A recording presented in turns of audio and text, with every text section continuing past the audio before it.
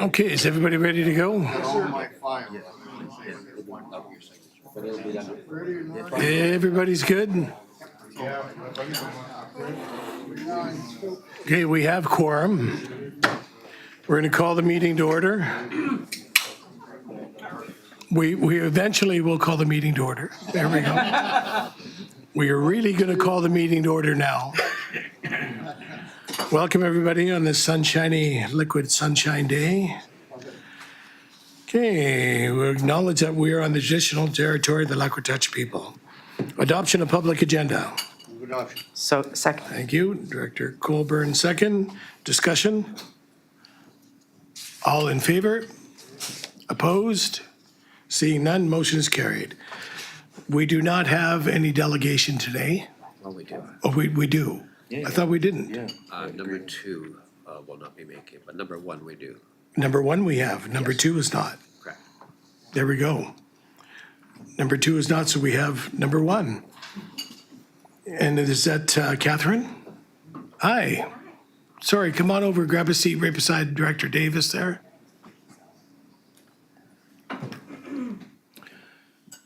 Please, you have 10 minutes to tell us all about you. I'm just making sure I'm using this correctly. Yes, okay. Thank you for your patience. This is my first rodeo. Awesome. So we're coming to you guys today to present on a project that we're applying for funding for through the SRD.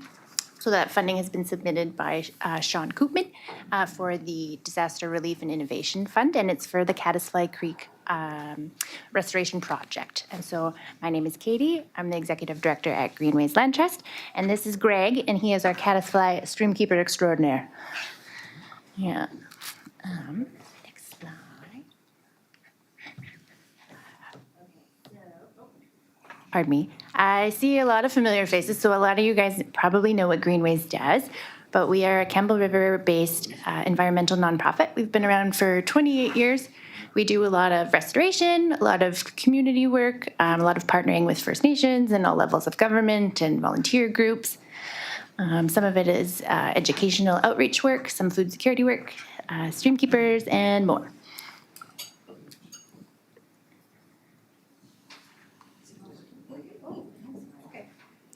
That's my fault. Okay, I'm going to pass it over to Greg to talk a little bit about the project. Okay, so you can sit. Hi, I'm Greg. I'm a resident of Area D, and we moved in about 2021 beside Caddisfly Creek, and I felt very fortunate to have this beautiful little ditch beside my house. And I started to do some research and thought, well, I'd start by cleaning up some invasive plants and maybe doing some plantings, because all that's there at this point is some deciduous trees.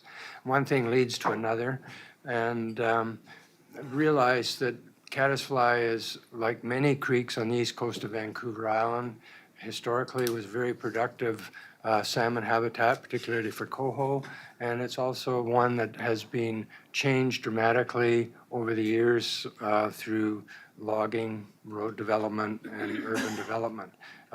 Historically, in pre-colonizations, First Nations would have been active in that area, and there's signs of both archaeological and anthropological use of that area.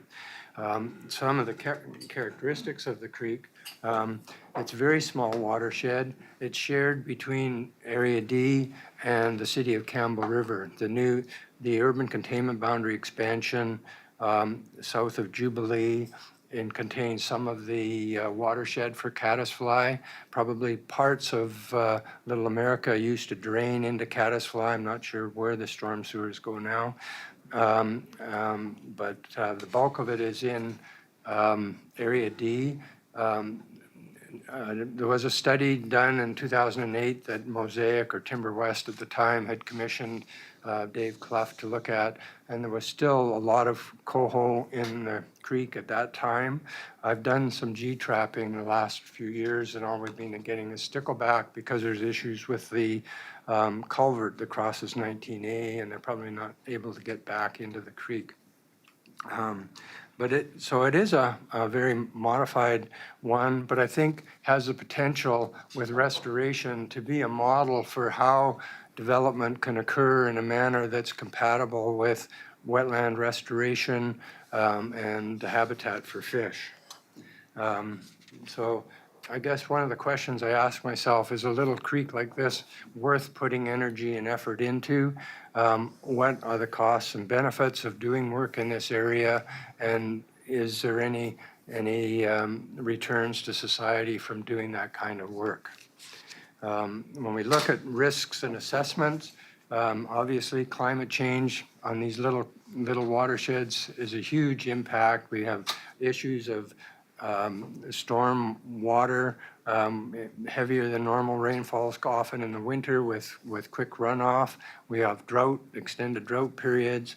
We've got rising sea levels that are impacting the estuary and the where these creeks go into the ocean. So we've got a lot of issues of that nature.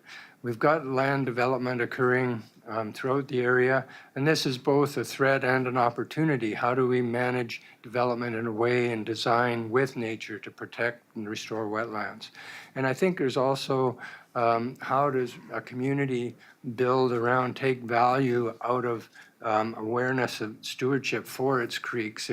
When I talk to most of the people around our neighborhood, oh, the ditch there, the caddisfly ditch, and it has been ditched. It was ditched initially with logging railways, with the ERT, and with road building and with urban development. But it's still Crawford Road. One of the interviews when Mr. Crawford was still alive talked about part of that area being one of the best duck hunting areas in the world. It'd be hard to find that wetland today, but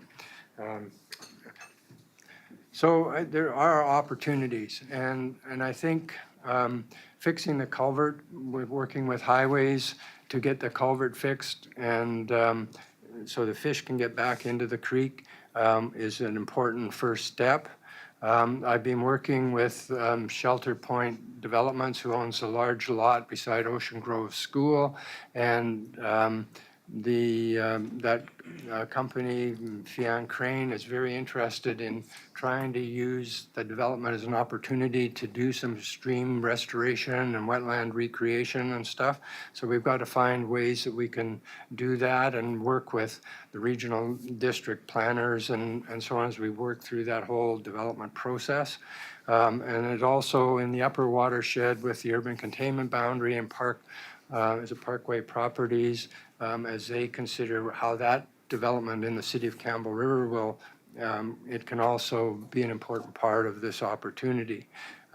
We've been engaging the school and engaging the kids in invasive plant removal and planting of native species and cleanup and things of that nature, and basically fostering junior stream keepers. And then I think in the longer term, engaging the larger community to be part of the restoration and take pride, and hopefully 5 or 10 years from now, we'll be able to celebrate the salmon returning to this little creek. Obviously, something like this isn't going to happen overnight.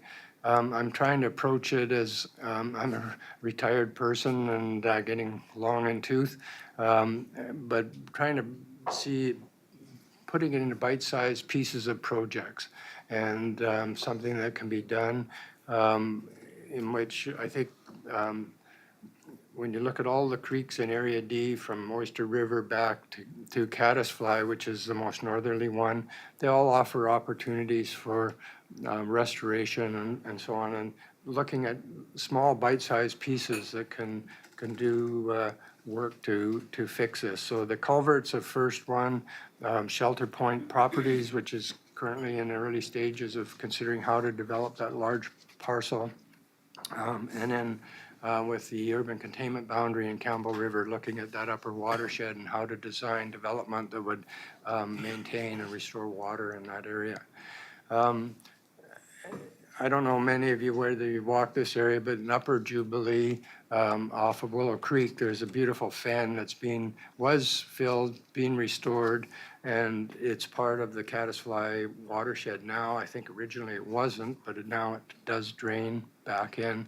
And it's just an example of the kind of things that become possible and important for wildlife and important for the quality of life for the people that live close to these areas.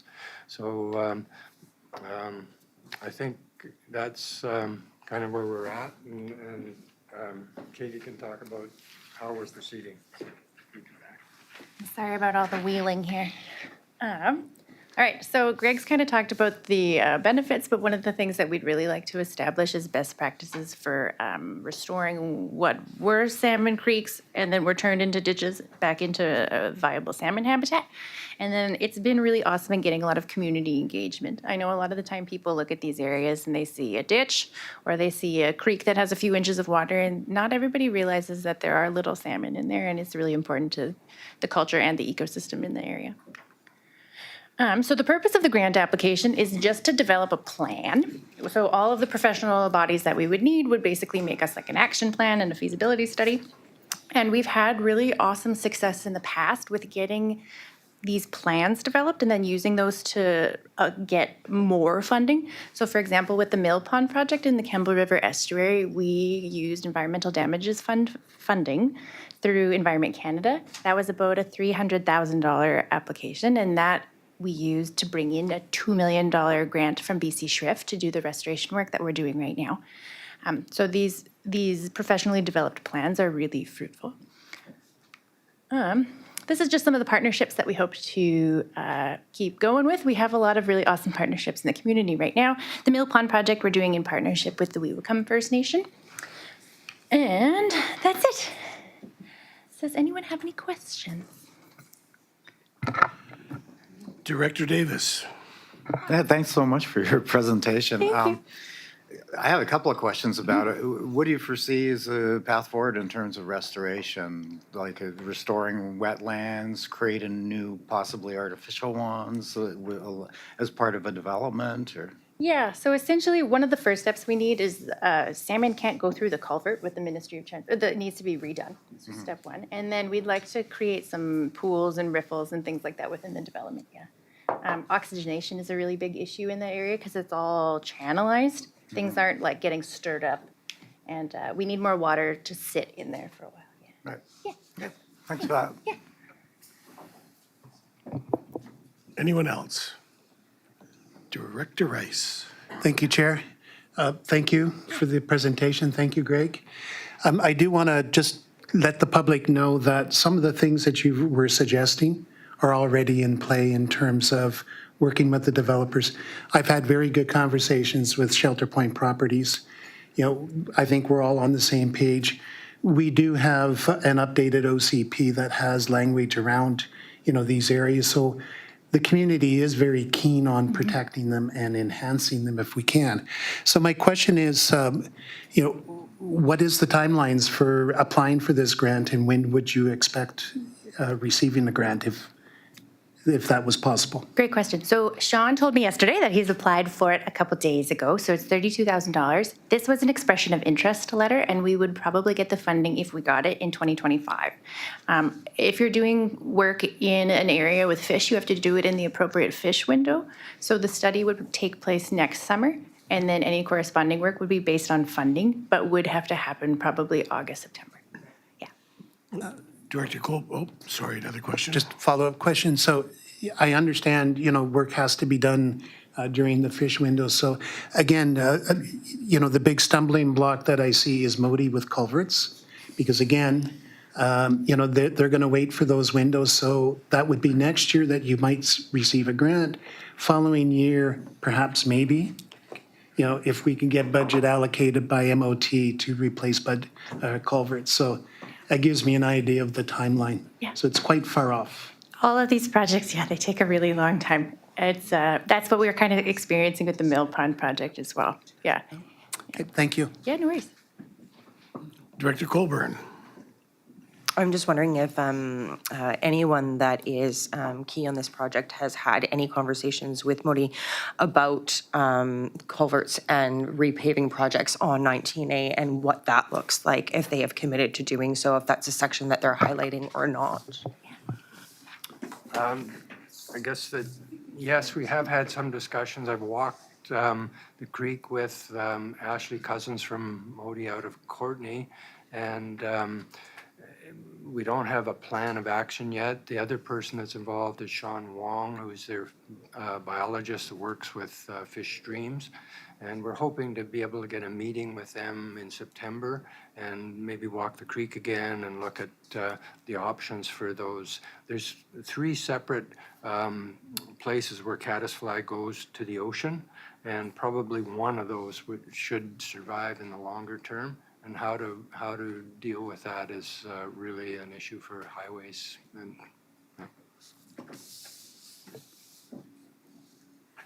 Director Vanesh. Thank you, Chair. And thanks for the presentation. Just a question for staff. Do we need a motion here to move this forward and have us partner? Or Mr. Chair, we have a report later in the agenda that asks for the board's support for application for a grant program for this, so it's embedded already in ours. Thank you. Okay. Thank you very much for your presentation. Thank Thanks you for for having coming us. today. Thank you. Motion to receive. So moved. Second. Director Colburn, Director Von Esch, discussion? All in favor? Opposed? Seeing none, motion is carried. Adoption of minutes. I move that the minutes of the regular meeting of the board held on July 24th be adopted. Second. Director Mawhinney, second. Discussion? All in favor? Opposed? Seeing none, motion is carried. Business arising? None. Public consideration? None. Notice of motions. Chair's report, consent calendar, committee chair report. Electoral Area C Advisory Planning Commission. That the draft minutes of the special meeting from Electoral Area C Advisory Planning Commission held on July 10th, 2024 be received. Move adoption. Second. Mawhinney, Director Davis, thank you. Discussion? All in favor? Opposed? Seeing none, motion is carried. Electoral Area Service Committee. Thank you. Director Wally. Second. Director Mawhinney, discussion. All in favor? Opposed? Seeing none, motion is carried. Staff reports, Regional Recreation Facility Study. That the report from the CAO be received. Move receipt of the report. Second, Director Lott. Mr. Chair, Discussion. if I may, Renee and our consultant, Stephen, will present to this. This is a motion that actually came at the end of the last term. And we initiated it, and then there was a subsequent motion that came mid last year from Director Rice about looking at other alternatives in the Strathcona Gardens. We had the consultant trying to pivot a little bit and incorporate some of that and present some of the findings that the motion led us to. Good afternoon, Chair Baker and directors. As Dave mentioned, staff were asked by the board to complete a feasibility study to look at synergies between recreation services and programs delivered across the regional district. We were tasked to look at existing services, assets, and facilities and evaluate any operational efficiencies and collaboration opportunities. The SRD engaged RC Strategies to do the work. We completed engagement across the region with residents, recreation groups, municipalities, and public organizations. Due to the geographic nature of the SRD, synergies on recreation programs are limited. However, the study did identify collaboration efforts to consider. And as Dave mentioned, there was a subsequent request from the current board to explore options for additional participation at the Strathcona Gardens. RC Strategies has a background in this area, and the scope of work was expanded to include high-level information on recreation participation models. And I would like to now introduce Steve Slawuta from RC Strategies, who will walk us through the feasibility study. How do we advance the slides on the, Yep. is there a clicker somewhere? Uh-oh, did our last guest take? Oh, okay. Sorry. Yeah, awesome. Thanks, Renee. Good afternoon, everyone. Really appreciate the opportunity to finally come out here and present an overview of the Regional Recreation Services feasibility study. Over Oh, that there's direction.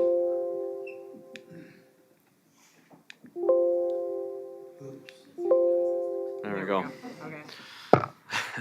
Great. In terms of the overview of the presentation here today, it's really threefold. The first is just to review the study purpose and process. I know a number of you, or a few of you, were part of a much earlier presentation, so you have somewhat of an idea in terms of kind of the study scope and the intention of the study. We'll spend a few minutes on some of the key findings from the study. Certainly, there's a lot of findings, and it's hard to give that kind of due diligence or due justice in a few slides, but we'll just touch on a few of the key takeaway points. And then we'll spend the bulk of the time really running through kind of the outcomes of the study. So the overview of the potential approaches that have been identified and some of the considerations for you as decision makers moving forward. Oh boy. There we go. Study purpose. So what was the study looking to intend here? Really kind of three elements of the study, if we kind of look at it from a 30,000 foot view. The first was just to explore what some of those opportunities and challenges are regarding regional collaboration. As Renee mentioned, very unique context, geographic context of your region, and that obviously presents some different dynamics in terms of regional collaboration around recreation and things related to recreation. The second purpose of the study was to really look at some different ways in which regional collaboration could occur. So if we sort of take a step back, like what are some of those potential options? What would they look like? And ultimately, the intention of this work was to provide staff and you as decision makers with a resource that can inform future discussions and potentially decision making if you do go down that road. Certainly, as consultants, we aren't the decision maker, so we really looked at this as more of a kind of a discussion paper for your consideration to help, again, kind of inform or potentially influence some of those discussions and decision making in the future.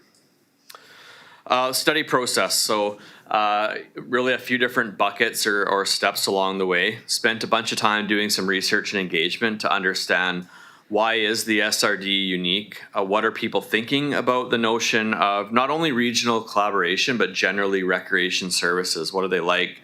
What do they see the gaps being? How does that differ a little bit within the SRD from different community to different community?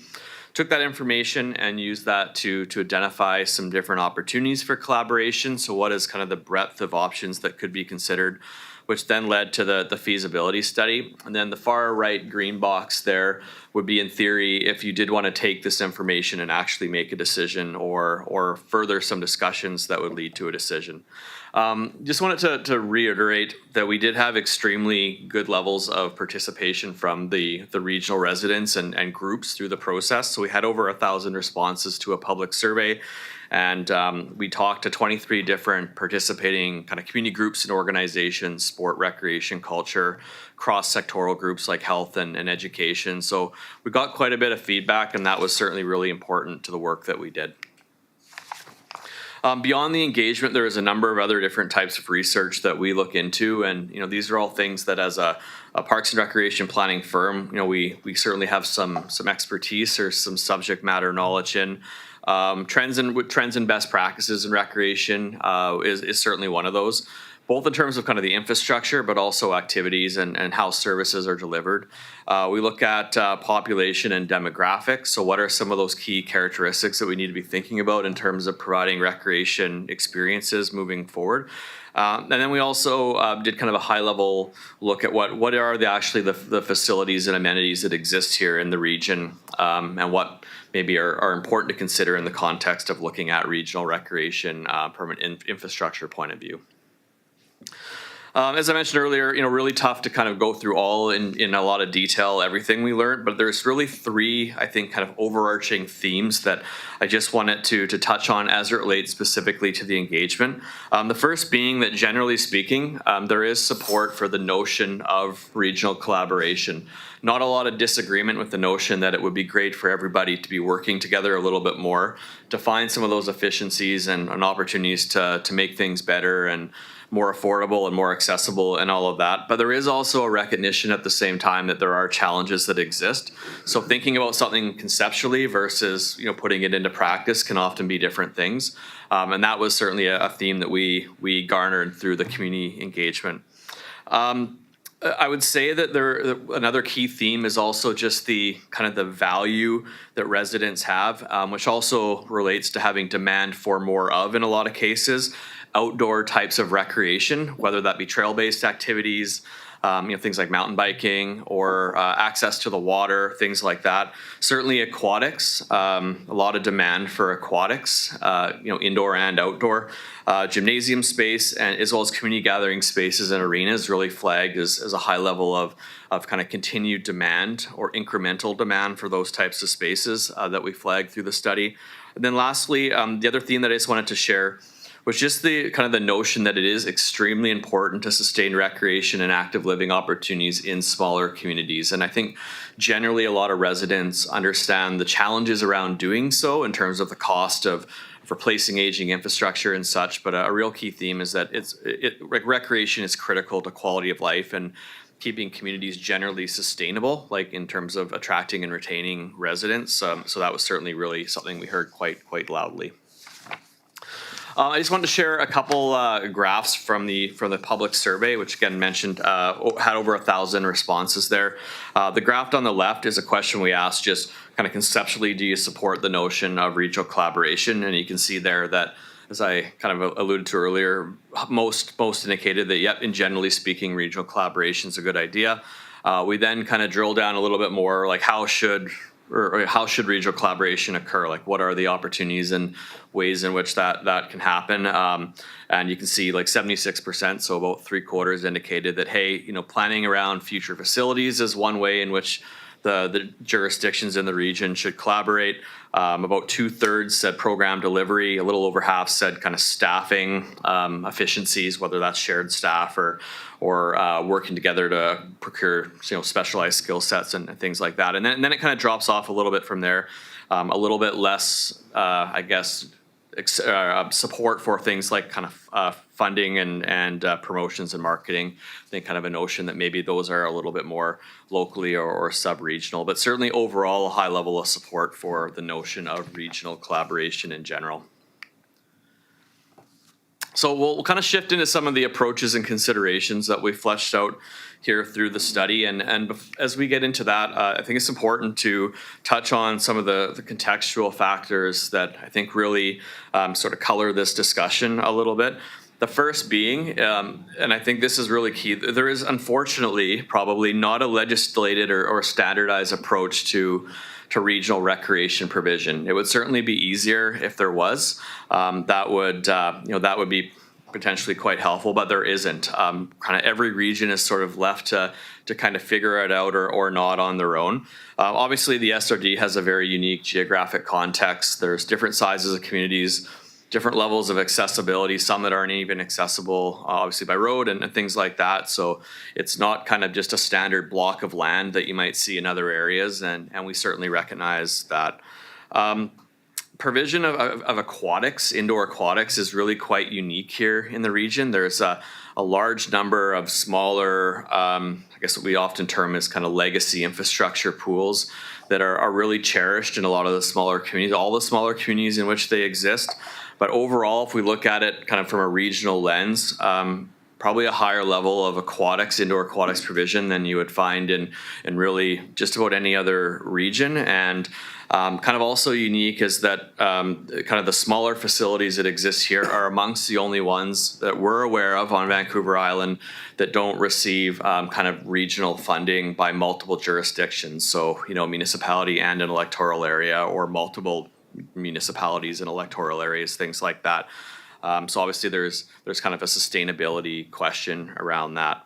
And then the last point there, I think legacy infrastructure is something that the recreation sector across Canada is really challenged with. The vast majority of our arenas and pools and everything like that is built prior to 1990 in Canada, and they're all coming up to the end of their lifespan kind of at the same time. And that's real challenging, especially given cost escalation and tax bases kind of stagnating in some smaller communities and things like that. So I just wanted to note that as well. Ultimately, there's three kind of levels along a continuum of regional collaboration that could be considered, sort of kind of a step-by-step process. The first being what we call regional recreation system optimization. That's essentially just working together and collaborating more and finding some of those kind of low-hanging fruit, easy wins, whatever kind of jargon we want to use around that. And we're suggesting that at minimal that be pursued, that working together at some level should be looked at moving forward. The next step up would be actually funding services a little bit more comprehensively on a regional or sub-regional basis, and we'll talk a little bit more about that in a few minutes. And there are plenty of examples across the province of where that occurs. I would say probably 2/3 of pools across the province have some funding that is regional or sub-regional. And then the last step would be actually just completely amalgamating services under one entity that essentially all the partners pay into. And there's a small number of examples that exist across the province of that. We're not necessarily suggesting that at the moment, but certainly the optimization of recreation and looking at sub level of sub-regional funding, we're suggesting warrants some consideration moving forward. Just in terms of that regional recreation system optimization, this image is in the study document, and it just outlines a bit what a potential committee structure could look like, just to kind of help flourish or encourage more collaboration. So we've identified kind of a handful of different types of committees that could exist. So just wanted to allude to that. So let's get a little bit more into funding and talk about that. So regional funding models. So when do they typically occur? Well, generally speaking, there's two conditions that would lead a region to consider either sub-regional or a full regional funding model. The first condition is that residents in multiple jurisdictions, they think something's important and really crucial, or kind of not even something that you consider not having. So it's just too important not to have that type of amenity in your community or multiple communities. The second condition is when a single jurisdiction is actually challenged or cannot fund that type of amenity, and that leads to conversations amongst multiple jurisdictions about how that amenity could be provided and benefit a region. The two most common types of regional amenities across the province are indoor pools and regional parks, because generally speaking, they hit on both of those two conditions. They're too important not to have, and one jurisdiction often can't fund their capital or operations on their own. Therefore, that brings everybody to the table. So when we get into looking at, okay, how do we actually come up with a funding model if we do want to come up with a funding model? There's then kind of three steps to that. We need to define what a regional or sub-regional facility is. Secondly, we need to figure out who should fund it. And then thirdly, we need to figure out kind of how it should be funded. And in a perfect world, and there rarely is, as we know, a perfect world, these three steps would all happen somewhat sequentially. Often that doesn't happen, and we sort of get into all of them at the same time. But these three steps ultimately do need to be answered. So we're looking at kind of regional facilities here, just in terms of how we would classify those. Regional facility, essentially, it's a facility that provides a benefit to all jurisdictions within a region. A sub-regional facility would provide a benefit to 2 or more jurisdictions, and then a local facility would only provide benefits to one jurisdiction. What we're suggesting within the SRD is that you don't truly have any regional facilities, but you may have some sub-regional facilities that could warrant some consideration for a sub-regional level of funding. So we've gone through an exercise of identifying what some sub-regional facilities could be. So again, there's no legislated or perfect approach to this. You know, we have to kind of use a little bit of logic or a bit of a smell test approach to this. And what we've said is that essentially if a facility is comprised of an aquatic facility plus at least one other indoor type of programming space, dry floor type of programming space, either attached or adjacent on generally the same site, that would lead it towards being potentially worthwhile considering being a sub-regional facility.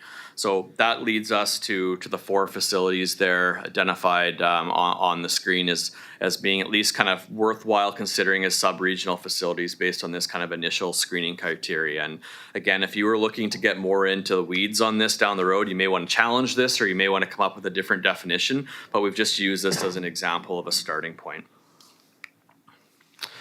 The next question there is really to determine how do we figure out what a funding or what we've called a benefiting area is. So how do we actually define what benefiting means? And again, kind of want to remind everybody, no standardized or legislated approach to this.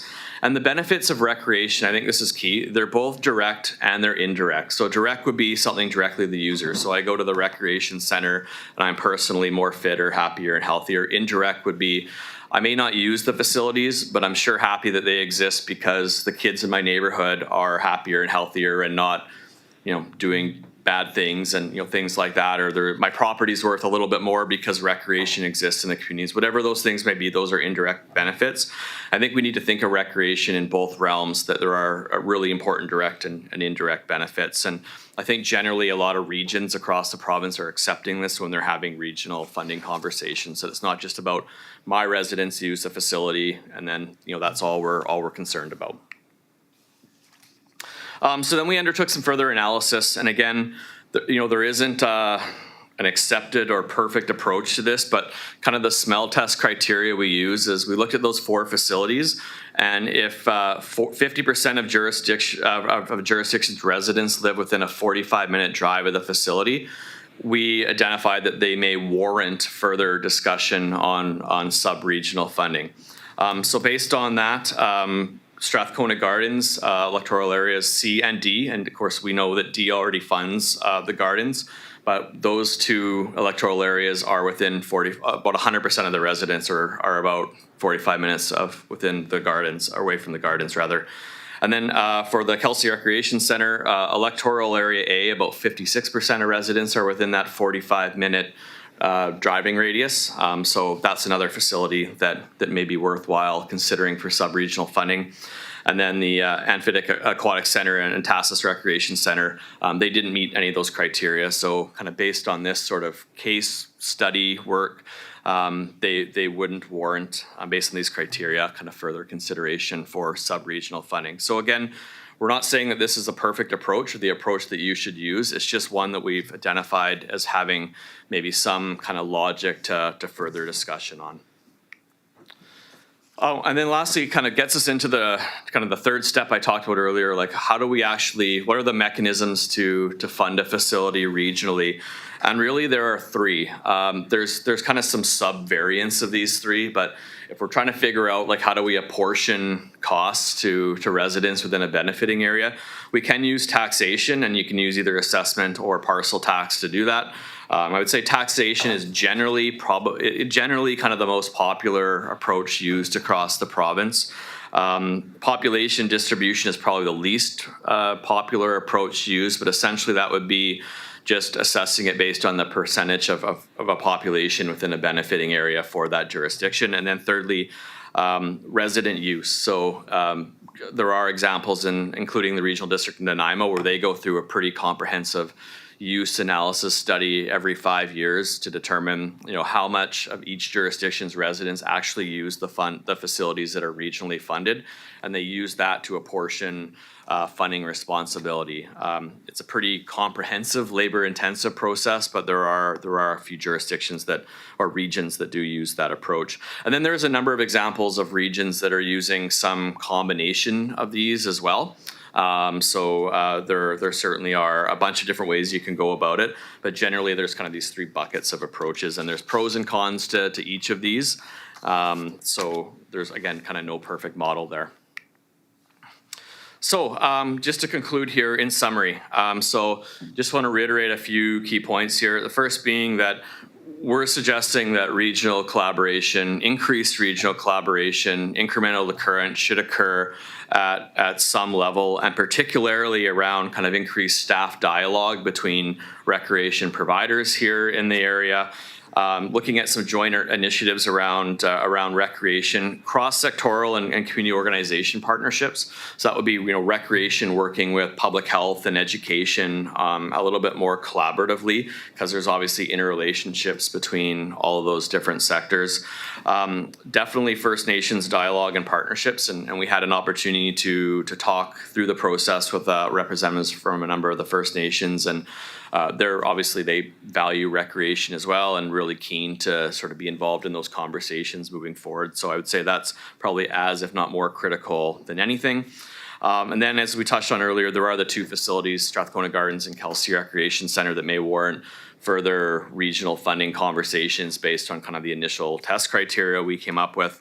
And then lastly, ultimately, further discussions will be needed to explore collaborations and funding. And I think it's just important to note that those discussions will only be successful if there is kind of that acceptance of the benefits of recreation being more than just direct, like do my taxpayers use the facility? Like, it needs to be kind of a broader conversation if there is going to be a successful kind of sub-regional, certainly funding, but even kind of more broad collaboration than that. So 67 of the PDF, these are all PDF pages that I've noted, quotes, two potential facilities have been identified as warranting potential sub-regional funding based on criteria presented in this section. And one is Strathcona Gardens with the City of Campbell River and Electoral Area C. And as you said, D is already part of it. Number two was Kelsey Recreation Center with the Village of Sayward, and Electoral Area A considers potential contributors. So first of all, we see that electoral areas A and C are unique financial targets of this entire report. So my first question in relation to Electoral Area A, participating in the service to fund the Kelsey Rec Center. Now, bearing in mind that the Strathcona Gardens facility needs to spend $77 million to update their facility because at 50 years of age, it's reached its end of useful life. Now, likewise, the Kelsey Recreation Center is well over 50 years of age, wouldn't meet modern building codes, may well be approaching its useful end of life. And as you can imagine, little communities like the Village and the Valley here in Electoral Area A aren't going to be financially able to borrow millions of dollars to upgrade that facility. So my first question then is, did you undertake an evaluation of the soundness of that structure and its future lifespan?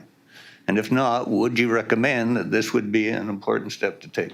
Well, if I can, Mr. Chair, I'll answer one quickly, maybe give a comment on the second. In defense of Stephen, the resolution that came from the board was to look at areas A, B, C, and D and how they can help, potentially help, I'm paraphrasing, support sub-regional. So that was provided to Stephen at the board's direction. So Stephen didn't target it, that was the board's direction. And did Stephen look at the cost of those things? Absolutely not. Thank you. So would you consider that to be an important step to take in the future? Yeah, through the chair, yeah, absolutely. And, our scope of this study wasn't to look at building condition or lifespan, or like those are all important things to consider. And we do note that in the report that like the question of whether that's a good investment into those facilities is kind of an important question to the study. We're just simply looking at what a funding model could look like, but not whether that funding model should be pursued based on the viability of the facility, if that makes sense. Thank you for that. My second question is in regards to section 6.3. Says regional recreation funding considerations and options for funding. So on page 58 of the PDF, it says, if the Village of Sayward, or this is my thoughts actually, but considering your options funding, there's one option there that you didn't include that I'd like to suggest, and that is that if the Village of Sayward were to disincorporate, then the regional district would automatically assume total responsibility for the Kelsey Recreation Center, and it would become a unique new service area within electoral area A that electoral area would manage. Now, this would instantly save the village over $500,000 in the annual cost of their staff and bureaucracy and so on. That money alone could fund the entire Kelsey Center. So if they were to make this application for the province, it might well be that the province would offer them a lot of extra money to avoid them and dissuade them from going that direction, which would also help their funds. So my question is, have you considered this option as a solution for funding the Kelsey Rec Center? I can answer that as well, Stephen. Absolutely not. This kind of stuff goes well beyond the scope of what was asked of Stephen by the board.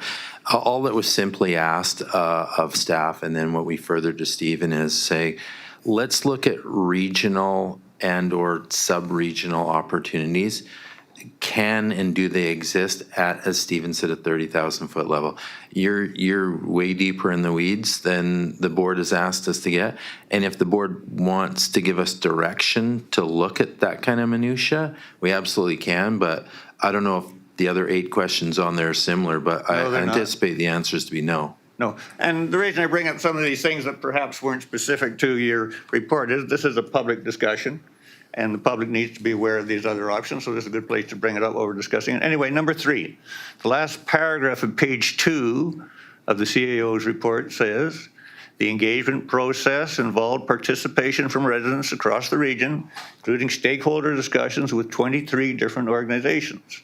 So my question is, which organizations did you engage with electoral area A? Through the chair, it's listed in the study here somewhere, the groups that were, the community organizations that were engaged. Yes, it does. I'm just pointing out that none of those are in electoral area A. Yeah, noted. Yep, appreciate that. So Yeah. what I'm trying to suggest with this question is that half of all the respondents, or was 1,033 of them, 47%, and almost all of the organizations you engaged with were from the municipalities. So how could your conclusions, therefore, not be biased in favor of the municipalities who want to extract taxation from Victoria's area and C for their municipal infrastructure? I mean, it seems like a biased conclusion based on the percentage of. Again, if I may, responses. Mr. Chair, public consultation is dependent on who wants to consult and participate. We, local government, we often get poor feedback in all kinds of consultation. And again, in defense of Stephen, this was a task that the board asked us to do. So an attack on, C and D or A and C, again, we're just providing information for the board. The board can choose to make whatever resolutions or directions they want further to us.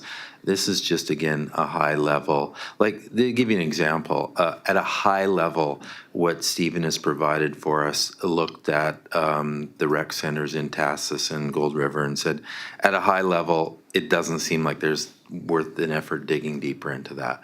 That's the level we're at here. Right, I understand. So I think, again, going into public consultation, who provided input to this? We all know here working in local government that the consultation you get, you don't force people into it. It's all voluntary. We're not picking and choosing. We put it out there, and who responds to that, that's what we get. Thank you. Don't get me wrong, I'm not trying to be critical of the report, I'm not. I'm just simply pointing out, like I say, this is a public conversation, that this influences the conclusions that you bring to the table, and that's an important factor to consider. Sorry, if through the chair, can I quickly respond to that? Is that okay? Yeah, completely understand that. And as your CEO mentioned, public consultation requires sort of participation in it. The other thing I would note, though, is that when we look at the public survey results, so electoral area A comprised about 7% of total respondents. And this table's in the document, which is generally similar to the proportion of residents within the regional district. So, again, we try to capture as many viewpoints as we can. And then the second quick point I'd make is that there isn't a straight line between the engagement and the recommendations or the outcomes. The outcomes are more just looking at kind of an array of different options. That certainly the engagement is kind of part of the mix of the consideration there, but it's not like we just look like there isn't kind of that straight line between engagement and the recommendations. So Thank you sorry, for that. Sorry to interrupt. I just wanted to point that Yeah, out. I understand that. All right, next one, sub-segment findings on page 21 of PDF. Says the largest barrier to participation for residents living outside of Campbell River is the distance. Now, 35% of those residents indicated that opportunities to participate are too far away from where they live. Campbell River plus Area D has 53% of all the respondents. That leaves only 12% from all the other municipalities and electoral areas who are close enough to participate, even if they wanted to. So my question is, how can you justify expanding a service for only 12% of potential users, knowing that most of those who potentially could use it won't use it? Through the chair, we aren't suggesting that you should be expanding a service. We were just like, so we're suggesting that there should be more regional collaboration as a baseline. The decision on whether you want to expand services is up to you as elected officials. We were just solely providing an array of options and how you could do that if you were looking to do that. Thank you for that. Number And 7. if I can, Mr. Chair, make a comment on the word, the barrier. So distance is a barrier for lots of things we do. Distance to the grocery store is a barrier, I'm sure, for people in Sayward to Campbell River, but they still make it. It doesn't mean it's not possible, it's just a barrier. That's right, it is. All right, number 7. The report states on page 23, willingness to travel varies for different types of activities and tends to drop off after approximately 30 minutes of travel time. So the question is, why in identifying potential funding benefiting areas are you using 45 minutes criteria when 45 minutes in reality isn't practical for most residents? Yeah, thanks again for the question here. Yeah, like there's no kind of, we had to draw a line somewhere essentially. And, you know, whether it was 30 minutes or 45 minutes, like we needed to come up with something as a baseline to just to kind of color out this scenario. Should, you know, you as elected officials wish to pursue the notion of funding more, like, and we alluded to this in the presentation, one of the key questions is you need to figure out what that benefit area is and really drill down on what the parameters are around that. Like we recognize that 45 minutes for one activity is different than another, and for one resident is different than another based on how they're transporting and where they're coming from and all of that. So we certainly appreciate that, and that would be part of the next step discussions, is to take this and kind of drill down on that further. Yeah, thank you. Yeah, you got to understand that a lot of these satellite communities have attracted elderly residents because the housing is less expensive and they're less able to commute those long distances. Now, my next point is that what facilities may be available and what use constituents make of them, of course, are two very different things. This board specifically directed staff that this report investigate usage statistics of the Strathcona Gardens by electoral area constituents. This report doesn't provide those findings. It was provided the last time we went through this whole scenario. It was found to be about 1% of electoral areas use the Strathcona Gardens. Did you receive those instructions? I don't recall any direction from the board on bringing back usage statistics. Check the tape, it was there. Okay, the motion that we have is to examine Strathcona Gardens in areas A, B, C, I and asked D. if you want to make it a motion, you said no, just make it a direction to staff, and I did. Okay, well, certainly we can do that, but the motion does not include that. Well, next time it'll be a motion. All right, we'll skip by that one, I'm getting close to the end here. Now, the board has received hundreds of letters from residents from electoral areas area A and C that voice strong opposition to joining a regional or sub-regional recreation service. There's no mention of that in this study, so I want to ask you, were you aware of that correspondence? That wasn't part of Stephen's task, Oh, my no. goodness. Okay, last one. The report states on page 68, as a next step, administration and elected officials will need to further evaluate whether regional funding is palatable to ratepayers and communicate the benefits of potential regional funding partnerships for recreation.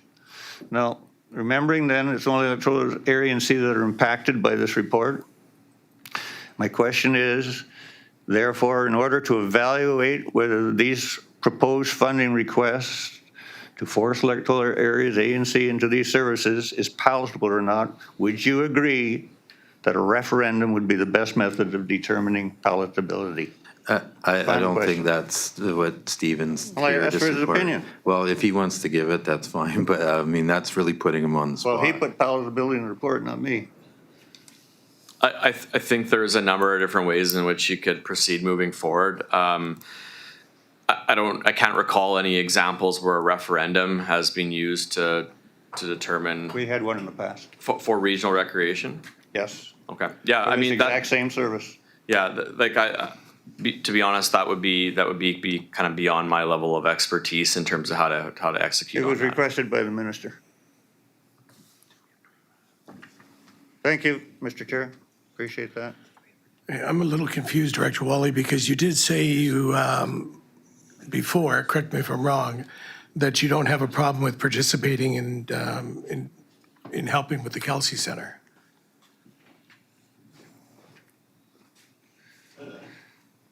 I said, what? You agreed that Area A should be participating financially with the Kelsey Center. I don't believe I've ever said that. I think what I probably said is whatever my constituents want, I'm more than happy to comply with. I'm not an autocrat who comes and tells my constituents, you will do this. I'm elected to do what they want. So whatever they want, that's what they'll do. I Must see. have misunderstood me. Must have. Okay. Any other questions? Director Sinnott.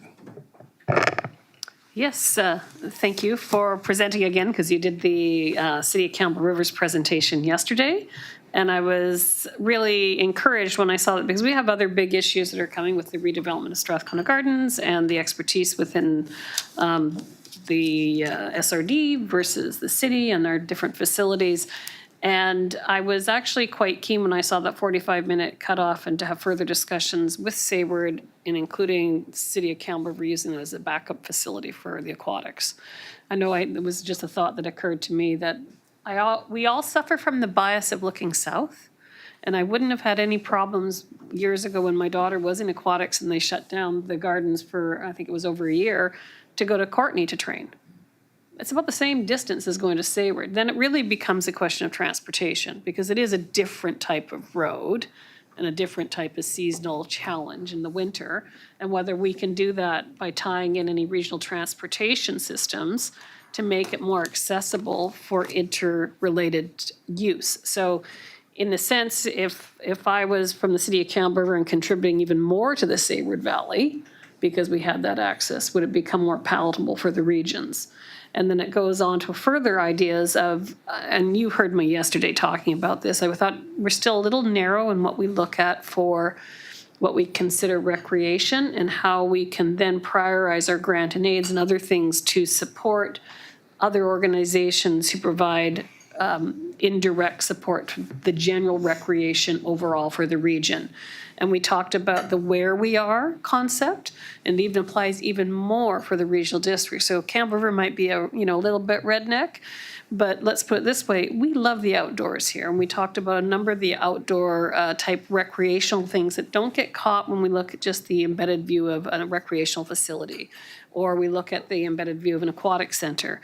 But we talk about the fish and wildlife people, the hunting people, the archery people, the firearms people, the equestrian people, the people who want to do RVs, marinas, campsites. That entire recreation package for the region may be something that's really attractive for us to either do in terms of how do we support those regionally, or if there are towns actually providing those services because of that sort of thing. Doesn't Gold River have camping? I'm not sure. Can't remember. Tassus has camping, but it's a whole concept of how do we emphasize our regional approach and do more for everybody, and then start thinking about, is there midway points or other facilities we can leverage to provide better access and, have more things for more people. So I'm actually quite encouraged by the regional approach and different ways we can flow through and use the strength of say, the City of Campbell River's taxpayer base to encourage more recreation. Because at the end of the day, if we have more recreation and have a broader flavor, it benefits the region overall. So thank you for doing that work. I would like to fine tune it more into some of the more unique to us kind of recreation opportunities. And then we have a number of First Nations who are doing work, because we know that north of Sayward, isn't Slawatsi going to be working on one of the creek areas for a big recreation complex? Are you doing more recreation for economic development on the West Coast? Yeah, so I think there's further discussion that would really benefit us with a broader lens in terms of how we can help this. And I would like to include even more facilities, including the things that people do at certain ages, because we learned that at the city. There was the different age groups. The one that we were particularly interested, at least I was that 19 to 29-year-old cohort that really are underserved in recreation and have special requirements. We know that there's been a loss, there's a real pain point for the younger people to stay in our communities. And what we can do to improve life for them would be important to me to have further insight and further development on. But thank you. Director Colburn. I want to thank you for your work for putting all of this together. It is a 1,000-foot kind of view of the situation, and I just wanted to applaud the finding that I knew that would happen, that collaboration, is key. And so pulling the information from the municipalities, from the areas, and possibly publishing some kind. I know that there are smaller groups that do these kinds of things, but something from a governmental level that maybe explains what recreation divided up into sections and types, and what is available, not a redo of anything, but a value-added production from the SRD, from including all of those things that are sectioned out in type of recreation might be a way of going further with this as it stands. But I also have so many questions because of barriers, right? Because of even considerations of outdoor areas and recreation and the capacity of those to handle increased visitation. It brings up so much. So I just wanted to applaud the work that you've done. And it's definitely a thinking piece for us as we move forward, and at least a base level of where we can kind of start to have these conversations. I really do appreciate the added collaboration though between the municipalities, what's available, where you are, in your area, in your town, around you. So thanks for that. Director Mawhinney. Thank you, Chair, and thank you for the report. It's comprehensive and there's a lot to digest in it. I wanted to ask about a couple of potential gaps in the recreation infrastructure by community list that I noticed. For example, and I'm speaking as a resident of Quadra Island and the representative from Area C. On Quadra Island, the Weebakay Nation has a recreation hall, which is separate from their band office. And there is also a hall known as the Bunkhouse on Reed Island, which provides many activities through the Surge Narrows Community Association. And I'm not sure if this would also fit in there, but the Quadra Island Legion offers recreation space for elders at least 3 times a week.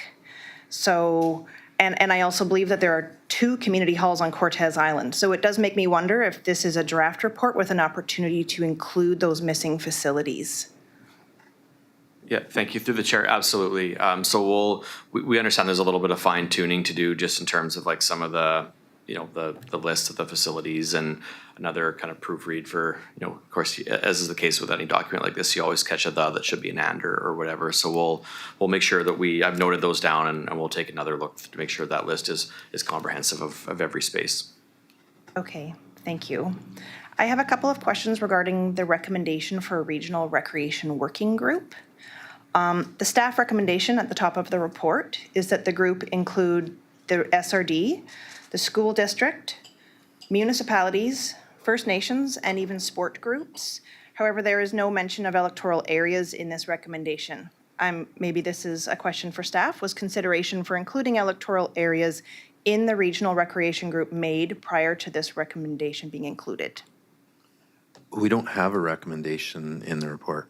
Oh, okay. Well, I thought that there was on the top of page 2, the feasibility, oh, it's the suggestions for following initiatives, and it references the Regional Recreation Working Group of the report. Okay. So my next question is that the report also mentions that staff resource capacity within each organization may impact their ability to participate. Would you agree that engaging with the potential participants to determine interest and capacity would be recommended prior to initiation of such a group? Yeah, absolutely. And I think that relates to your comment on the Regional Recreation Working Group. Like for that that entity would require terms of reference and figuring out kind of composition of that group and how often the meetings are based on everybody's time and all that. So we're just kind of provided a framework, and then some of the details of that would be kind of a next step. Okay, thank you. Thanks. And I'm not sure if this question would be for staff, because there are those, maybe not recommendations, but there is a mention of next steps about a working group. So the question is it anticipated that a working group, as is recommended, would require an annual funding allocation to provide meeting stipends and other supports to participants? And if so, would those costs been estimated, and would they be considered administrative, or is this a step on the path towards creation of a regional recreation service?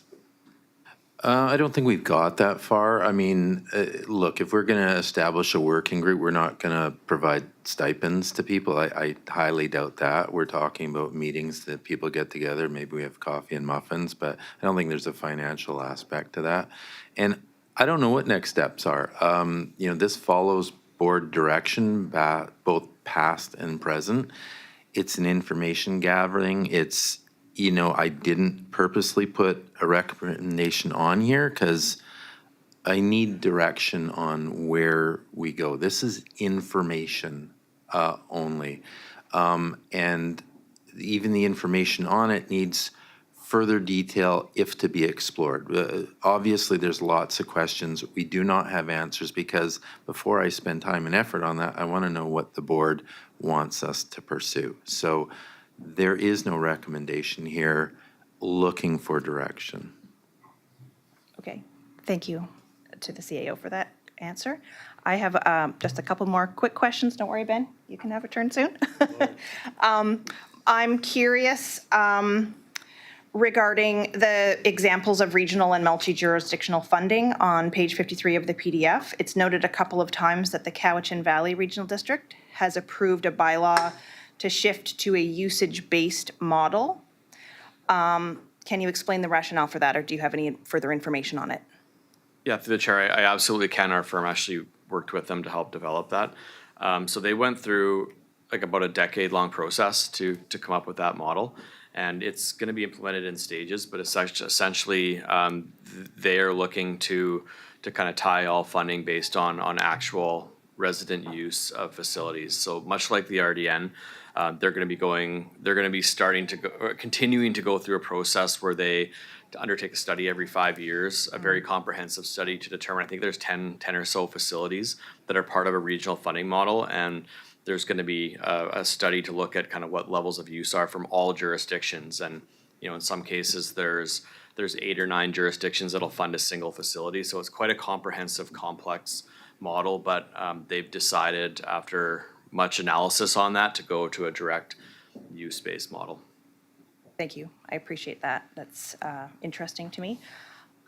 Curious, with all the data that you gathered, if there is any data by location of respondents' municipality or electoral area which might be available that would be helpful to the appropriate stakeholders that could be provided to them to increase their understanding of local concerns and interests? Yes, thanks again for the question. We did some sub-segment analysis that we just didn't put in the report for, guess, simplicity. Like obviously it would add a lot of bulk to the report, but we do have that, and we can provide that through administration to to the respective jurisdictions should they be interested. I think it may be helpful, so it might be interesting. It's great to know that it does exist. And I think I just have one more question, which was that the report is recommending the Regional Recreation Working Group, and it's also talking about regional recreation providers dialoguing and working more closely together on joint initiatives. Are those two separate items or entities or groups, or are they, is there an opportunity for collaborating and having that as one sort of conversation? So I'm not totally clear. Sorry, just repeat the question for me. Just want to make sure I'm clear on what you're asking. Right, sorry. There is a page 54 of the PDF that says Regional Recreation System Optimization. And it recommends that recreation providers should dialogue and work more closely together on joint initiatives. And to me, that sounds different than a Regional Recreation Working Group. I'm just wondering if that is the same group or if that's separate, two separate entities that, or sort of paths that you're recommending. Clarifying. So, I mean, again, to kind of reiterate, like the specific terms of reference of all these committees would be a next step. The way, like, so there's a model on the subsequent page, or one of the subsequent pages that I had up on one of the slides there that showed a bit of a committee structure where there, in theory, could be this kind of broader group, and then there would be a number of subcommittees under that. But what those subcommittees are, like that is a, like we weren't getting into kind of recommending explicitly what those are, and it's. So we talk, for example, about topic-based committees. An example of that could just be like aquatics operations, where you share information about lifeguard training, and things to kind of help each other out, or collaborate on contracts for specialized skill sets from vendors, and like there's a whole bunch of different areas where collaboration could occur, and that's really the notion of what we're getting at, but not the specific committees or topics or anything like that. So it could actually be sort of a comprehensive one group with subcommittees is sort of what I'm hearing. Yeah, that requires, I think, further discussion and dialogue amongst the different providers and elected officials and staff and administration and all of that. Okay, Yeah. thank you. I appreciate that clarification. I did have one last comment, and that is that in the report, it says that regional funding and service delivery partnership is usually formed as a result of one or two common circumstances. One is that residents in multiple jurisdictions agree that an amenity is too important and beneficial to not have access to it. And the second one is that a single jurisdiction is challenged or unable to sustainably fund the provision of the amenity on their own. So I would suggest that in the case of Strathcona Gardens, which is currently a sub-regional service of Campbell River and Area D, that a massive funding decision was just made by the two jurisdictions, and the service received community approval for a $69 million loan through alternative approval process, and it does not sound to me like a jurisdiction which is unable to fund the amenity. Thank you. Director Lanyon. Thank you. So what I gathered from the report was that, there are direct and there are indirect benefits. And I think certain areas have a tendency to completely ignore the indirect benefits, and it's getting annoying. There's also a monopolization of the microphone to a large degree. I think you need to be conscious of that too. So I'd like to get the motion on the table and call it to question if we can. We don't have a motion. Sorry. It's currently on receipt. On receipt. Can I just make one comment just on some of the missing stuff for Cortez? I just see your listing. You got Cortez Skateboard Park and Basketball Court and Community Parks and Amenities, Pickleball Court, Beach Volleyball Court. Clahoos First Nation has a public brand new gym, soccer field, and what's the game where you throw the frisbee like football? Ultimate frisbee. As well as a new pickleball court that's getting built. Thank you. Okay, we're calling the question. All in favor of receipt? Opposed? Seeing none, carried. Thank you very much.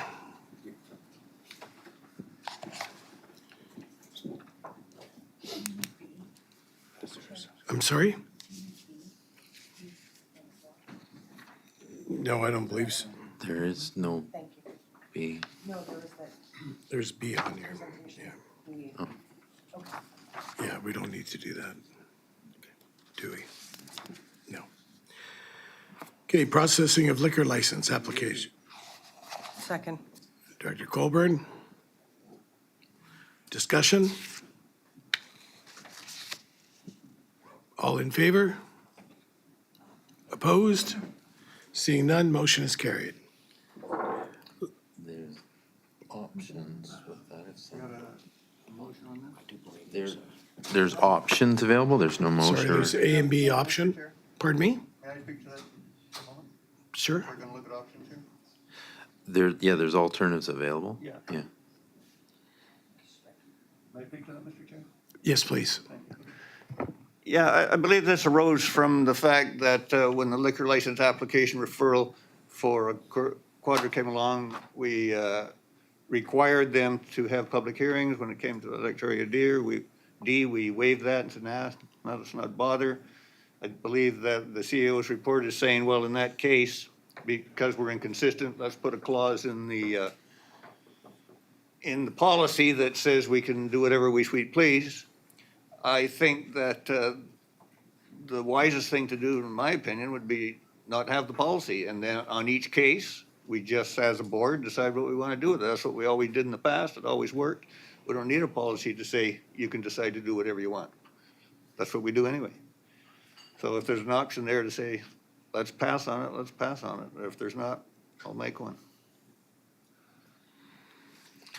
Yeah, it's not like we don't support that. If we go back a little bit in time, we didn't have a policy, but our process or past practice for several years was no comment. I think that was in lieu of having a policy that said yes or no. And then for some reason that got disrupted earlier in this term. And so now I'm just trying to find something that, works for everybody. So get rid of it, keep what we got, or I made a simple amendment to try and find somewhere in the middle. All options work for us, because if you get rid of it, I'm just going to bring every application forward as we're required, and you can say no comment. Yeah, that would be- But please, if I do that, don't then put changes to it, because we're either going to go with no comment or we're going to have a policy that gives you latitude. Well, my preference would be that we just rescind the policy, and each one that comes, we make a decision as a board what we want to do with it. Director Rice. I just wanted to add that I think whatever we decided, it just needs to be really flexible. I think when these applications come forward and the area director or one of the directors in the municipality sees them, I mean, what I did was I reached out to Shelter Point to get their feelings on things. So I think we really do need to have flexibility at the board to say yes or no, we're going to do this or we're going to do not. So that's So just my just feeling. for those, just to make clear, then that flexibility, what I believe I wrote is in A. Just for your information. Okay, Director Mulwini and then Director Wally. Thank you, Chair. I'm concerned with scope creep and the associated additional staff costs if we do adopt this policy. I would prefer that we choose to revoke the policy rather than add this amendment, which seemingly brings the board right back to where we were before we had a policy, that the board decides to undertake community consultation where it believes the consultation is warranted. To me, when we add this amendment, it sounds entirely open to interpretation. And I think if the board needs a policy on processing liquor license referrals, maybe the policy requires a matrix for determining when consultation is warranted, such as new applications versus revisions. Some regional districts have an application process and fees to recoup the costs of their staff working on these applications. And any application which requires a board resolution can cost $700 or more to applicants. Personally, I think that the province is taking care of this. They're already charging the applicants money and doing the consultation, and I don't think we need a policy, and I don't think we need this amendment. Director Wally. I move that we rescind policy CP 033. Is there a second? Second. Discussion. Director Lanyon, Just to clarify, does that mean that every single one will come to the board again? every single It, one. it will, and what I would anticipate then, the board will say no comment. That's what we have done in the past. For some reason, we got redirected on that. So they have to come. Let's not forget, we're just a referral agency. I don't know if what we say matters anyways, right? The Liquor Control Board is going to make those decisions, so they have to come forward. But again, I'm assuming then the group will say no comment. If you're going to pick and choose comments, then stick with A, because A gives you the latitude. If you go with rescind, then I have to assume we're going to say no comment on everything. If we rescind it, the board doesn't have to say no comment. Board can say whatever it wants. Could say, no, we want to hold a meeting. I mean, that doesn't tie us to anything. That goes back, though, to option A, I would argue. In the past, they might have said no comment because they thought it was insignificant, and it probably is insignificant. Yeah. But we can do whatever we want. Just again, clarification, Dave, if we go with option A, staff acts as a first filter to determine whether that makes the agenda? We have to. We're obligated as a referral. So if you go with option A, I bring it, and you can say no comment, or you can say, hey, do public consultation. So are you saying that it will still hit our agenda each time? Yeah. Each time. And again, as a referral agency, because consider all other agencies referral, you're kind of obligated once they send you something. And so in respect of that, as you'll see often, let's say from First Nations, they'll just say no comment, right, or no issue, and that's what we'll do. It has been a pretty short process. They come, and we had a kind of an understanding that we just said no comment on them, and it took 2 seconds, and we moved it on. And if it is a big issue, I think like one year, the Quadripalooza might have been, if my memory serves me correct, an issue because that wasn't just somebody like wanting to extend a deck or something on their pub. It was a big issue, and I believe, I could be wrong, but I remember Quadripalooza having something, so. It will, but that's a long version of yes, they'll come regardless. Director Sinnott, then Director Colburn. Is there a process where we can put this on a consent agenda item, and then it just gets marked as automatic no comment? One consent agenda covers all this stuff, so we don't have to deal with each individual item. I'm just trying, I think Director Lanyon is just like, No, my gosh. I get what he wants. I mean, my humble suggestion is, well, what Director Wally wants and A, I think are kind of the same. If you go with A, you can say no comment every time, and if there's an exception to it, you can add to it. I think my point is just, we have a consent agenda that we pass at the beginning. This is listed, that we received this, we're going no comment, and then it's done with the first resolution of the meeting, covers all those items. Sure. And it's passed. I understand Yeah. the consideration of time. Historically, we've spent like 30 seconds on these, like they're just, Director Colburn. I don't know where to go with this. I think that the time that we've already spent on it is considerable. Policies are made for public to kind of know where we stand on things, essentially, and which direction we're going to go.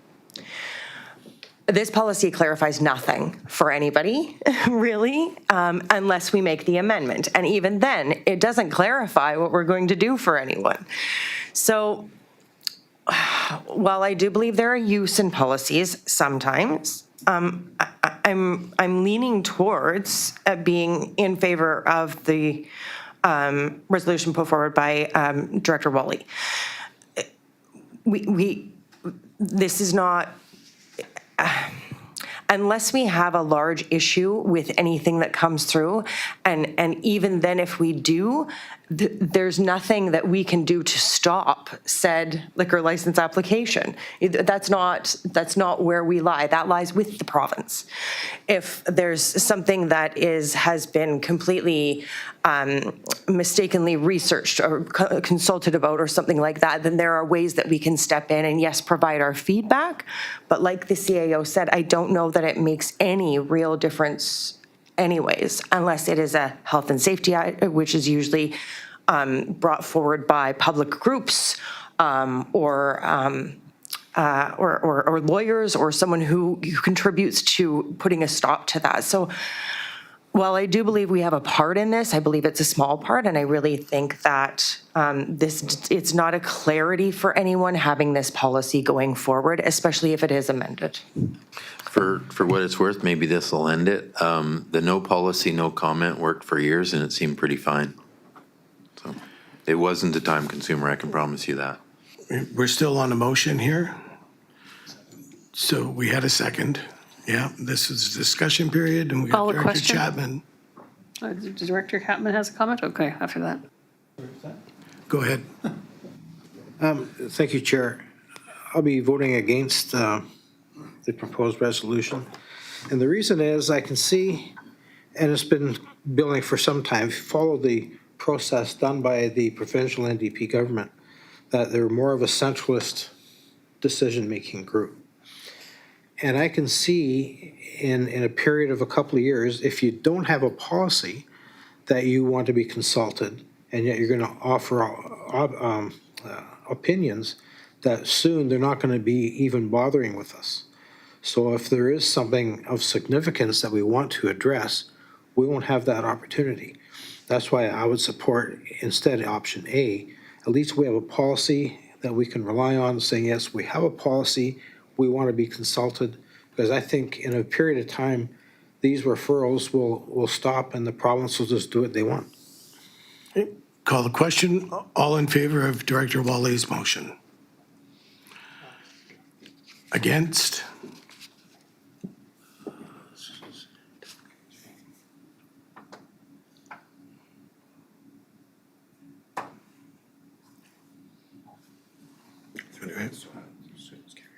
So the motion is carried? Only 3 against. No.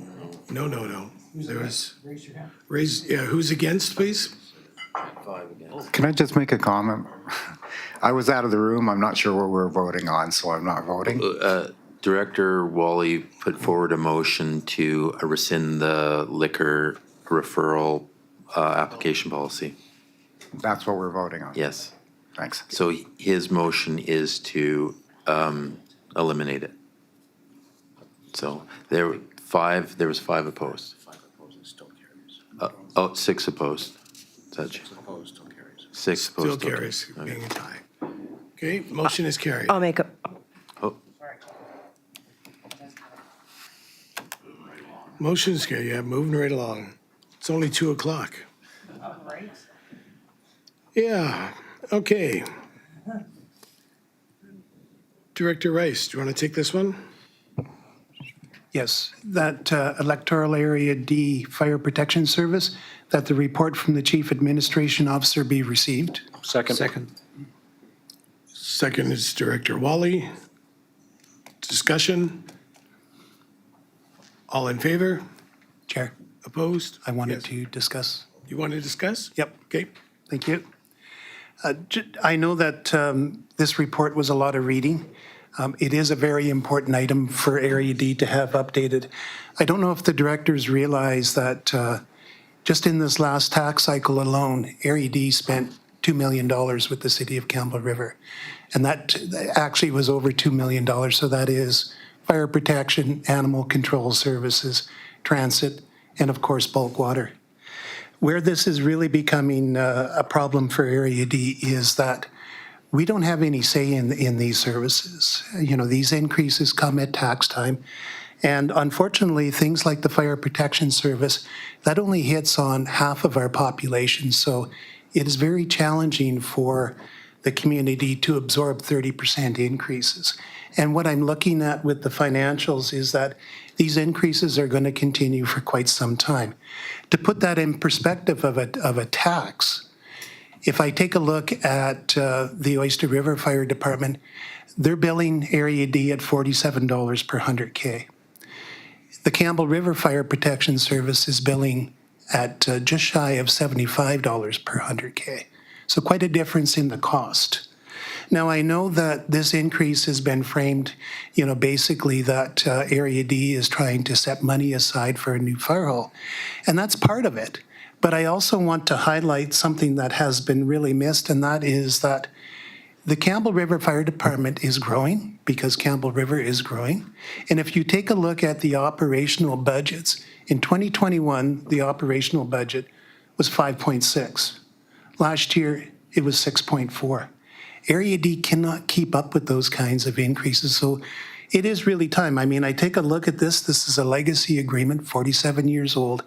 So this report is a good stepping stone for us to, not only was there a recommendation there to update the service agreement, but there's also the opportunity for Area D to take a look at, have we grown enough now? Do we have opportunities that exist that perhaps maybe see us moving in a different direction for fire protection? So I'm quite excited that this is back on the agenda. I know that I've been bugging staff since last year. The Campbell River Fire Department provides a good service for the area, but it is getting costly when I compare it to other things. And, let's be honest, that's a lot of money to see through taxation every year, and we don't have a voice on how that money is spent. Thank you. Director Wally? Yeah, through the chair, Director Rice, how many residents do you have in the area that's protected by Campbell River? Roughly. Well, if I may, you might know better, but the area is directed about in half. Let's say there's 5,000 people. There's somewhere probably between 2,000 and 2,500 people. I wonder if they're close to being at the point where they can have their own fire department. Like they were. This is what this study did, and then this is an update to that. Just to elaborate on that, it is pretty much half. I look at the community and I see York Road as being the dividing point for services. So essentially everything south of York Road, we would get the services from the Comox Valley Regional District. Everything north of York Road to Jubilee, we get from the city of Campbell River. It's quite amazing if we look at that and at that York Road as being the divider. How is it that one person on one side of the road that is south pays $47, but his neighbor across the road pays almost $75 for the same service? So that's the challenge that I have in the area. And that's why it's imperative that, we take a look at a contract. It's time to move to a flat rate contract. I have no qualms about City of Campbell River running their fire department as they desire, but to expect us to continually come up with 7% of operational costs and capital expenditures, I think is a very big ask. Okay, do you want to read B, please? That the report be prepared with options and timelines for updating the 2021 report by the Aegis Risk Management Limited regarding fire protection services in electoral area D. Director Wally, second. Discussion? Director Sinnott? Yeah, I think there's a few things that people should realize, including your insurance rating if you're served by a professional fire department. So maybe we could highlight whether or not there are savings, because it's been a curiosity of mine with our professional firefighting services, whether that's actually the case, because there's all sorts of insurance ratings, and be curious about that. Chair, can I comment on that? Please. I've already looked at that. The city of Campbell River, depending on where the dispatch call comes from. So keep in mind that Area D, when I take a look at the fire protection services, I mentioned that York Road is pretty much the dividing point. The Campbell River Fire Department actually extends another kilometer past York Road, only on the water side. So if the dispatch call came from Fire Hall 2, that is already approaching 9 kilometers. And Fire Hall 2 is only manned from 6 to 6. So then after hours, so after 6 p.m., where would that dispatch call come from? It would probably come from Fire Hall 1. Fire Hall 1 is 10 kilometers to Jubilee, 11.5 kilometers to Ingalls, 12 kilometers to McGimpsey, over 16 kilometers to York Road and 17 and a half kilometers to the end of their fire protection area.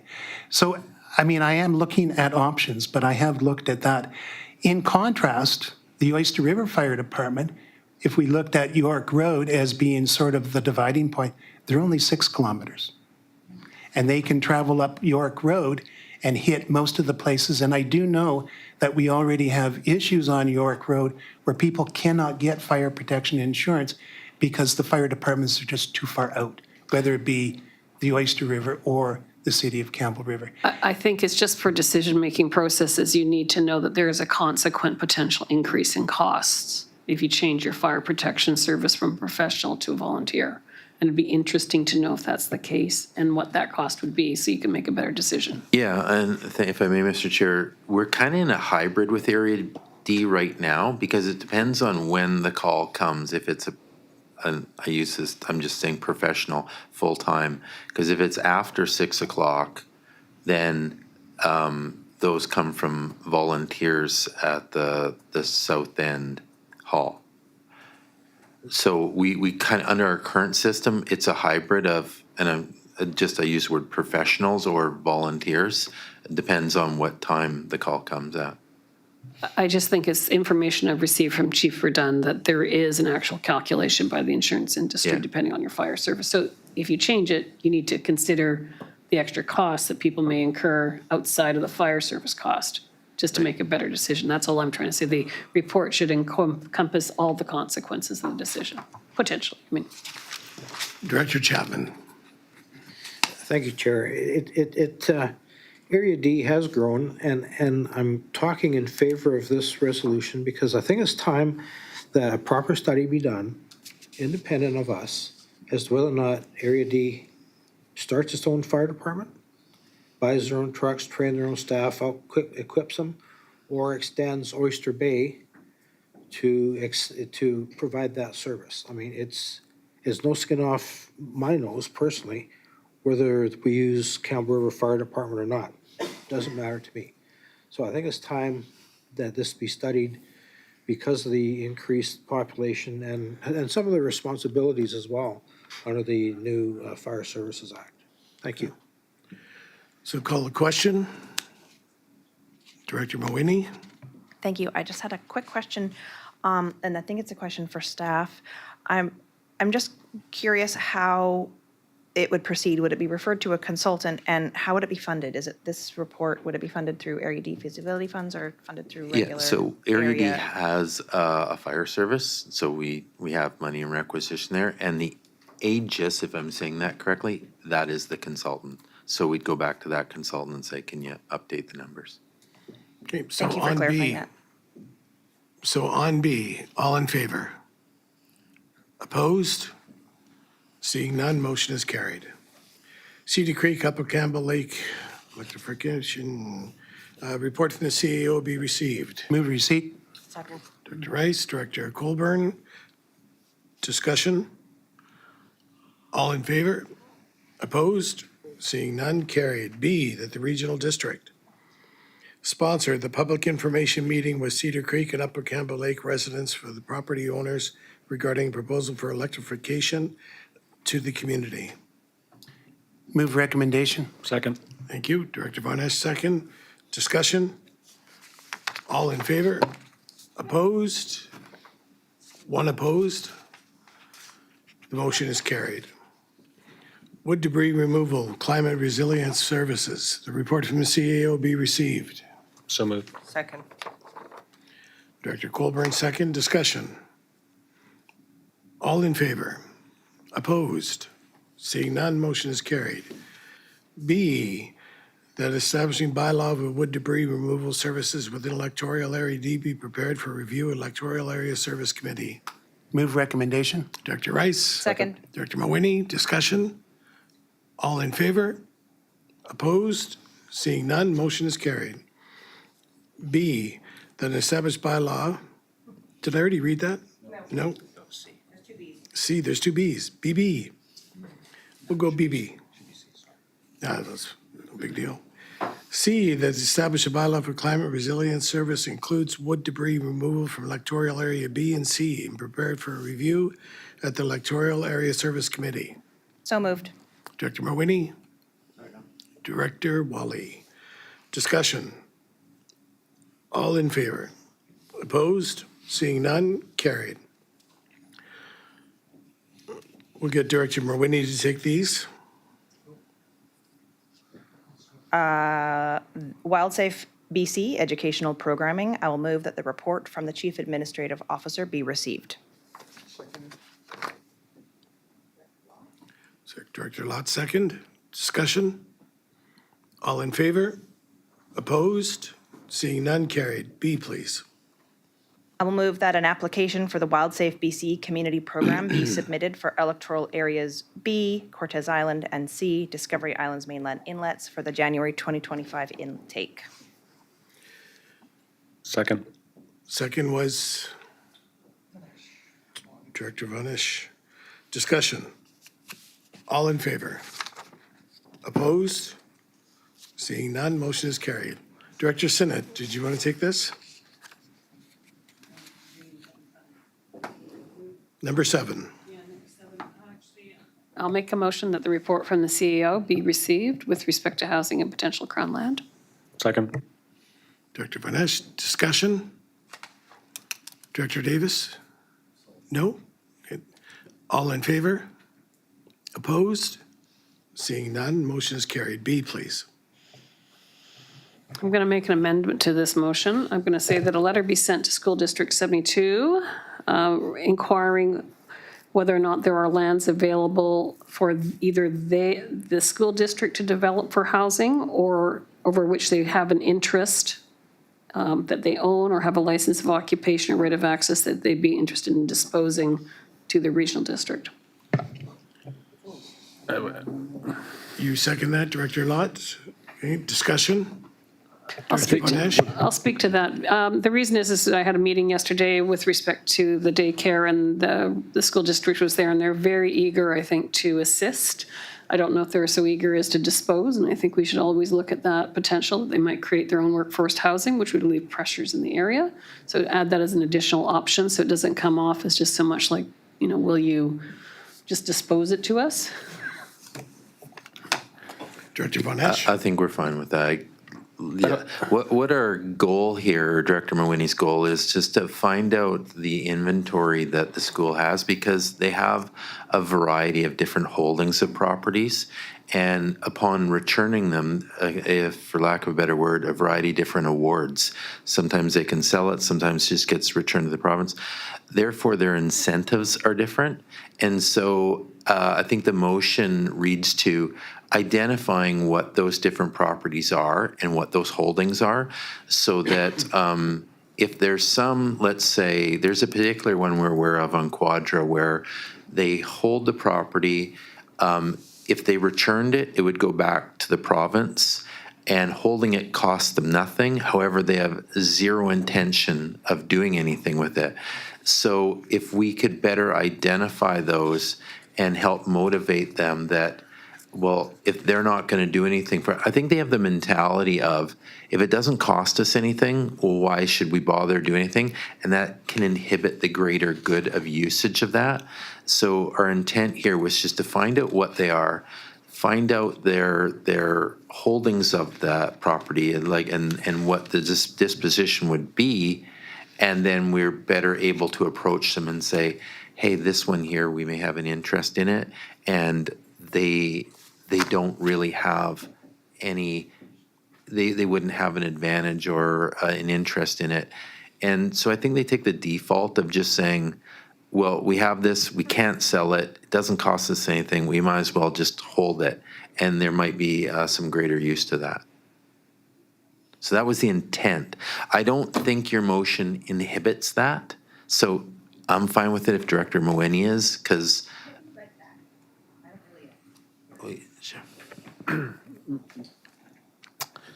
don't know if the staff have it. It was just to add that we also inquire whether they'd be interested in developing housing on land that they're holding in the same thing, so that they could add to the housing stock for their own self, like for their employees and workforce housing, which would relieve the burden in the area.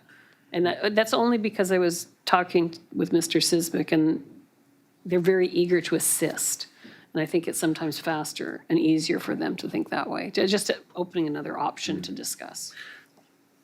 I guess my concern, Director Sinnott, is that we sort of leave it with the school district as to whether they're interested in potentially doing housing there, rather than saying, hey, what properties do you have? We can look at the properties and then have a discussion with them. And I think, I think it's a bit of a mystery, actually, what properties they do own and have access to. And I think this is the first step of starting a conversation, rather than being like, and what do you want to do housing on? I think it just kind of closed the door to some potential properties that could potentially be there, but as sort of Dave outlined, they may not have no interest in doing because it doesn't cost them anything to keep it. Director Kerr. Thank you, Chair. I don't think either alternative is going to be a fast process. I mean, we're dealing with a school board here, and you're not going to get your answers fast. The process is not going to be fast. So, I mean, both of them are going to be dragged out. So, pick your poison. If I may, I mean, my concern is a letter's not a lot of work for staff. I just think that the school district tends to hold on to things because once they release it to the province, there's a chance that those properties can never be recovered, and they're going to be subject to all sorts of other legislative requirements, whatever it is at the time for, First Nations consultation, land claim issues, things like that. So I'm not optimistic that this is the right way to get land for housing unless you actually ask the school district, who did seem eager to solve problems. And perhaps we have a meeting, a liaison committee with the school district and the city. Maybe it's just really a staff meeting between staff to figure this out. Well, if I can, Mr. Chair, so this was kind of the impetus too of getting that list, and we have a school liaison committee meeting in October. And so letting us do a little bit of research before that meeting and then having a discussion with the district and say, hey, what's the deal on this one? What's the deal on this one? Is there a housing opportunity for either one of us? Again, I don't think I think the motion adds to opportunities, so I don't think it inhibits what we're looking to do. One thing and we've talked to the school district, one thing the province respects from the school district is you need the endorsement of the school district if they want to dispose that land, the province will go back to them. So I don't think they're thinking, and this isn't a negative comment, but they don't think broadly about the greater good. So they say, no, we'll just hold it. And so if they say we're going to hold it, the province is going to say, well, you're not going to do anything with it. So what we want to do is look at those properties they have and say, yes, it doesn't cost you anything, but can we examine this one? Because let's say on Quadra, the school is declining. They're not needing workforce housing. Enrollment isn't up. So if you've got a piece of property there that isn't costing you money and you don't have plans the next 100 years to do anything, can we look at other options? And again, I don't think Director Sinnott's motion inhibits that. I think we're fine. Director Wally. Yeah, I'll just point out to the board that in Sayward, there's large acreage that was owned by the school.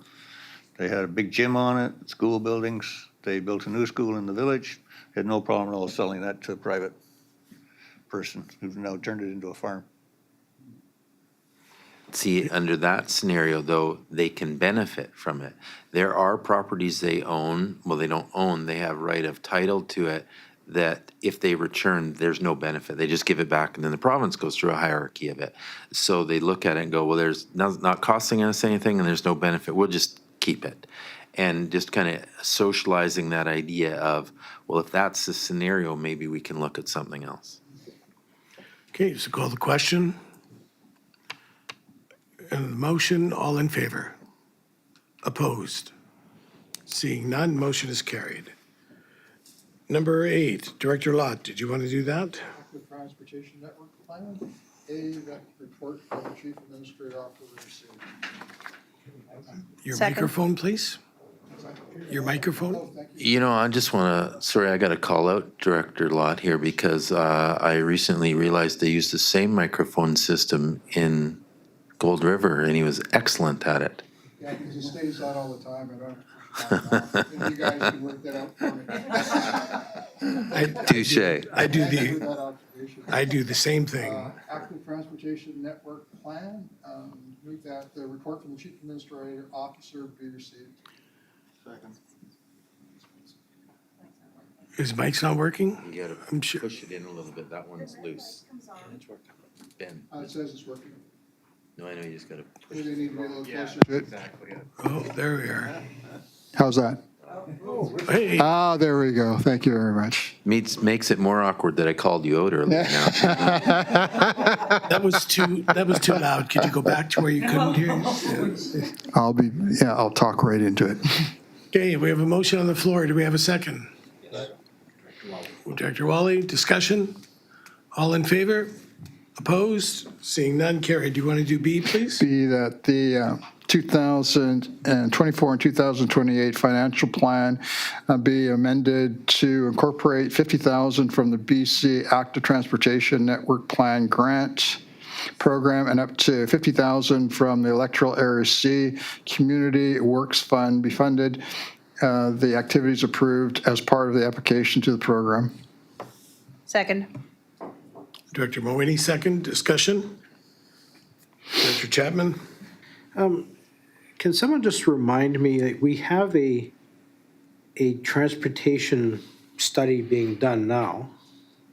And what was the uniqueness of Area C where they needed to do something on their own? Those two aren't really related. Yes, maybe Aniko can speak to what more active transportation plan is, but it's different from what the transportation plan you're talking about.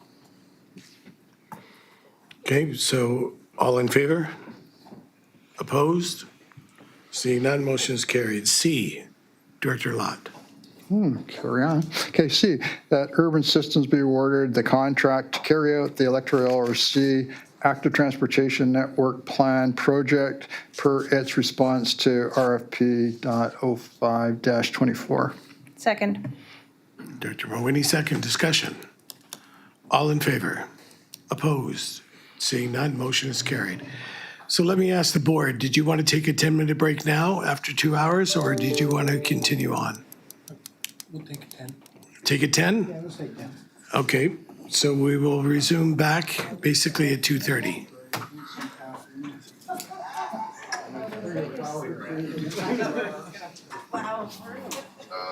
Doug.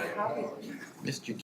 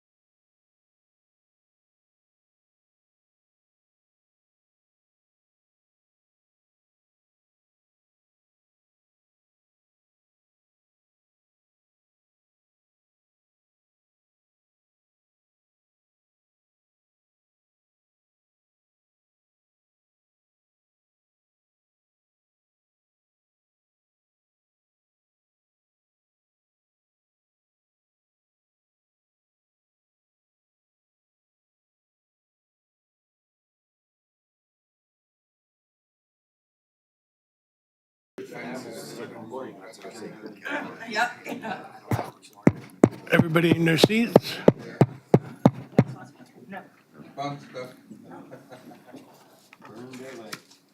Yeah, burning daylight. Enjoy that liquid sunshine. Oh, there they come.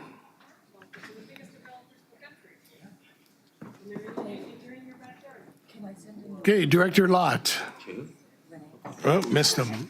We lost him at the door. Okay, so number nine, Director Colburn, do you want to take number 9? Absolutely. Beautiful. That the report from the CAO be received on the permissive tax exemption to Quadra Legion. Second. Oh, Director Chapman got in there. Discussion. All in favor? Opposed?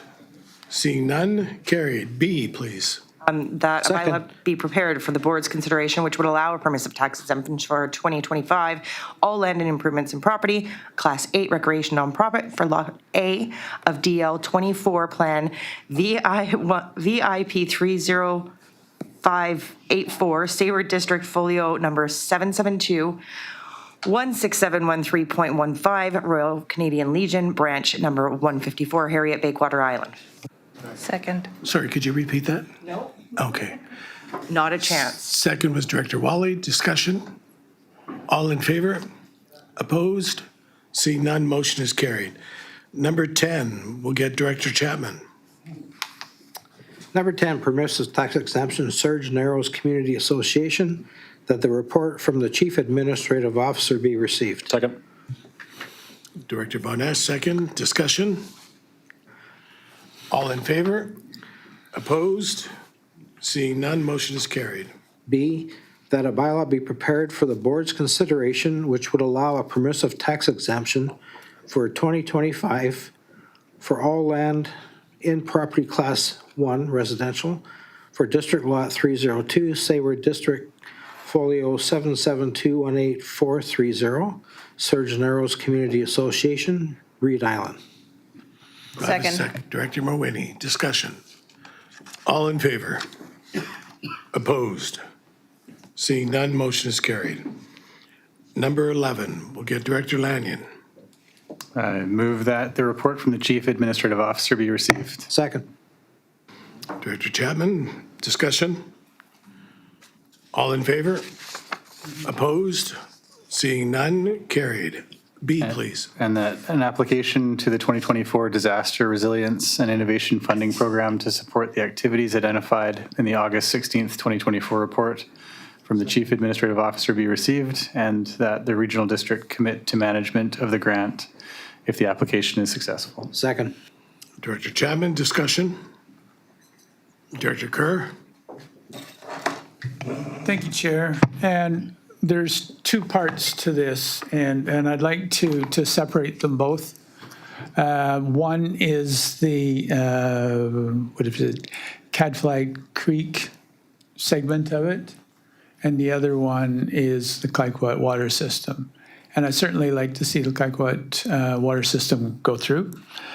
The other one, just reviewing the report, there was no discussion with city staff, Campbell River city staff, on this one, and I think it's got direct implications for the city and for our urban containment boundary discussion.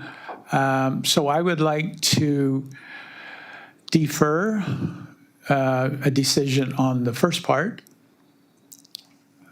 So if we could, I'll make an amendment that we revise the resolution that the proposed application for $3,000 in partnership with Greenway Land Trust to undertake preliminary planning and design activities outlined below related to wetland restoration, daylighting of Catfish Fly Creek and Electoral Area D be deferred until there's consultation with the affected local government of the City of Campbell River. Second. Discussion. Director Rice. Just one comment. I mean, I'm not opposed to the change that you're asking, but I did ask if there was, what were the timelines for this grant? And I don't think we actually received a full answer on that. So I'm just concerned that this doesn't get delayed too much. and that they still have their window of grant opportunity available to them. If I may, the report says the deadline for applications is September 15th. Great. Further discussion, Director Kerr, then Director Colburn. Yeah, I don't feel comfortable moving ahead on this. I won't be supporting this. We're talking the amendment that I proposed, so you're in favor of that? I'm in favor of the amendment, absolutely, yeah. Okay, Director Colburn? So the amendment, so we're talking about a deferral. We're not talking about amendment? Let me get it straight. It's, if I may, it's an amendment, and in essence, the amendment defers one of the applications. So on deferral. It's not a deferral. Okay. Then I don't have a comment except to say that I think the timelines are tight, and I think that during the presentation we heard this morning, which refers to that piece of the resolution that we're doing right now, or the amendment that we're doing right now, it was very clear that that is part of this. It is a feasibility, and it is this something that is possible and is in the best interests of all parties? So. Director Sinnott, and then Director Mawhinney. Yeah, thank you. As you understand, the City of Campbell River is committed to half funding. We have a lot of initiatives in place. We are running into considerable difficulties with respect to ditch drainage and things all over our city in terms of actually creating affordable housing. This is another spoke in that wheel. Until we get our city staff to comment, we do not want to go forward with potentially forwarding this through on the SRD, creating another hurdle for our funding and meeting our obligations with the federal government. Director Mawhinney. Thank you, Chair. The report is proposing this application in partnership with Greenways Trust, and it specifies that it's to undertake preliminary planning and design activities regarding daylighting Caddisfly Creek in Electoral Area D. So while I understand that upstream concerns could happen from the wetland area that may or may not have been identified in the new urban containment boundary, this is really for an application to begin like preliminary planning. They want that. My understanding from the application that's included in this report and from the speakers that we had today was that their primary concern at the moment is actually ensuring that the creek can have access to the ocean. And this is in Electoral Area D. So I personally don't think that amending the application to defer this application for possibly what would maybe be a year until this funding stream is open again is a good decision. Okay, we have an amendment on the floor. Director Rice. I just want to add to that, and thank you, Director, for your comments. Again, I am concerned because, I know that, yes, caddisfly affects Area D just like it affects the city of Campbell River, but this is only a feasibility study. So why are we holding up or potentially holding up their funding opportunity to get money to do a study that is going to include both Area D and the city of Campbell River in that collaboration? At least I would hope that that would be the case. So again, I can't vote in favor of your amendment. Thank you. So if I'll speak to that, until we have our city staff input on something that's so important to the city, I can't answer that question, but I can say that the considerable pushback that we've had in terms of being able to do any types of progress in terms of housing and density makes me very concerned that a study out there being produced will be another reason to create more delays in housing in our city. So we need to understand this at the city level. Director Lanyon. Sure, and the mechanics of this are when there is a ditch that is an open ditch within the city of Campbell River that has any water feed into a salmon-bearing stream or acts as a food source for salmon, that puts it through provincial regulators, which can add years to densification. So if this feasibility study is one step towards making it even harder for Campbell River to meet its housing targets.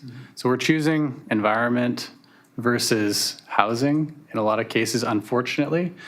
And this isn't currently a salmon-bearing stream, but changing its status will directly affect the city of Campbell River. That's why. Director Chapman. Thank you, Chair. Just want to add to what Director Langman said, that a statement that our Mayor Dahl made is that we have almost 840 housing units ready to go, but we're waiting for Ministry of Environment approval. And if there's an open ditch that has a polywog in it, it delays everything. Even though it's not a fish-bearing stream, even if it's just culverted, we have one creek that's got a culvert, then open ditch, then a culvert, but they think that's a fish-bearing stream, and salmon are gonna spawn in a culvert. That delays everything. And this is potentially gonna be another delay in us meeting our housing targets. Thank you. Okay, call the question on the amendment. All in favor? Opposed? We have 5 opposed, 6 opposed. Call out the names. Put your hands up again, please. Director Rice, Director Wally, Director Colburn, Director Von Esch, Director Davis, and Director Mawhinney. Right, so the motion, I believe, is carried.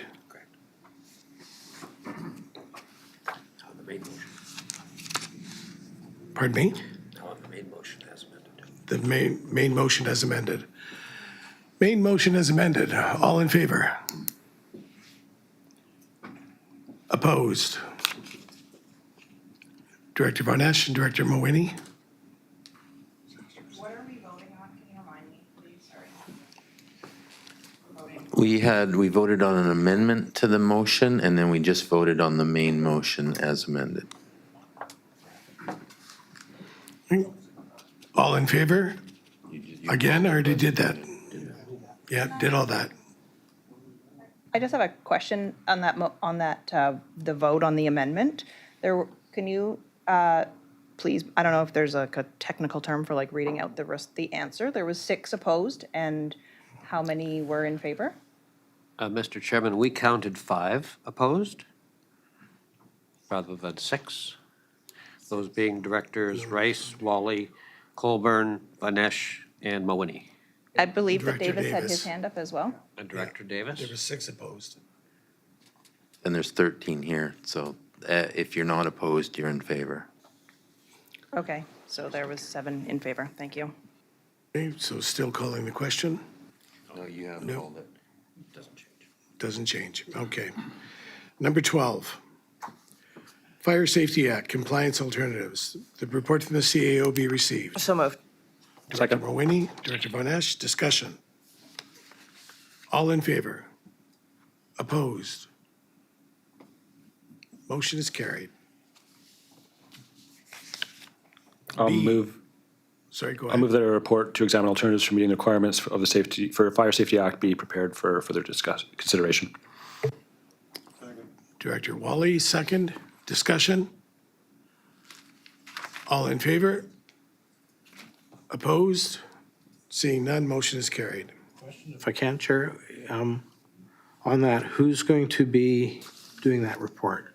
Is it going to be staff, or do we want a consultant doing that? Staff are going to do that. 13, Mr. Chapman. Number 13, Duncan Bay Area Fire Protection Services, that the report from the Chief Administrative Officer be received. Second. Director Colburn, discussion? All in favor? Opposed? Seeing none, motion is carried. B, Number B, letter B, that the regional district engage with affected property owners in the Duncan Bay area to determine whether the new requirements of the city for providing fire protection services are supported by the affected property owners. Director Wally, discussion? All in favor? Opposed? Seeing none, motion is carried. 14, Director Mawhinney. Number 14, declaring a state of local emergency. I would like to move that the report from the Chief Administrative Officer be received. Sean's online. Okay. Director Lott, second. Discussion. We have Sean online. I believe so. Sean, can't see him. Are you still there? Sean, can you speak to this? Yes, through the chair, the Emergency and Disaster Management Act received royal assent in November of 2023, and staff's promise to the board was to keep you apprised of any changes coming from that act. So while we're still awaiting new regulations that pertain to risk assessment and development and updating of emergency management plans, some aspects from this act that are now in force are the state of local emergency timeframe has been increased from 7 days to 14 days. The number of response powers available to a local authority or Indigenous governing body has increased from 7 to 16. And when local authorities declare a state of local emergency, they must have a protocol in place for engaging and consulting with impacted Indigenous governing bodies. So this report speaks to all of that, and we're asking for the board's endorsement of the report so that you're familiar with the understanding of this process. Okay, still on discussion? Okay, all in favor? Did you want to speak to it, Director Colburn? Okay, against, opposed? Seeing none, motion is carried. B, Would you like me to read that out? please. That the policy CP 034, declaration of state of local emergency, be approved. Who second? Sorry. Director Davis, thank you. Discussion? All in favor? Opposed? Seeing none, motion is carried. 15, Director Von Esch. Corporate office, leasehold opportunity, move that the report from the CAO be received. Second. So, Mr. Chair, Local Government Act requires us to provide public notice for disposition of property, so we have space on the second floor with an intention to lease it to a tenant. However, according to local government, we must give public notice of that intent, and that is what we're doing here. Okay, further discussion? All in favor? Opposed? Seeing none, carried. I'll move that the regional district provide public notification of its intention to lease part of the second floor of its corporate office facility at 990 Cedar Street in Campbell River. Director Chapman, discussion? Director Davis. Just a quick question, staff. How do you disseminate this information? Like, how do you let people know? A website and public advertising. What does public advertising constitute? Notice in the paper. Yeah, we will put insertions into the local newspapers just to let people know that this is what the board's intention is. And if they have concerns or feedback they want to provide, then that'll be brought back to the board. Okay, so it's basically website, newspaper, not radio. Correct. Okay. Correct. Thanks. Okay, and that's still on A, correct? B? Was that B? Sorry. Thank you. All in favor? Opposed? Seeing none, carried. 16, Director Davis, did you want to take that? Sure. That the report from the Chief Administrative Officer be received. Director Wally, discussion? Just for the board's interest, if I may, Mr. Chair, so when we initially bought this building, one of the things we did was do an asset management plan for building envelope replacement. We started funding that program. Right now, our intention is to do the window replacement on it. We have the assets within our financial plan, so there's no addition to requisition, but it's a contract award that requires the board's support. Further discussion? All in favor? Opposed? Seeing none, carried. B, please. That the contract for the corporate office building envelope replacement plan, Phase 1, window replacement be awarded to Centra Construction Limited based on its tender response, and that the chair and corporate officer be authorized to execute the contract. Director Lott, thank you. Discussion? All in favor? Opposed? Seeing none, carried. 17, Director Sinnott. Thank you, Chair. I'll make a motion regarding the Housing Accelerator Fund 2, half 2, that the report from the CAO be received. Second. Director Colburn, discussion. Aniko, you're going to speak to it?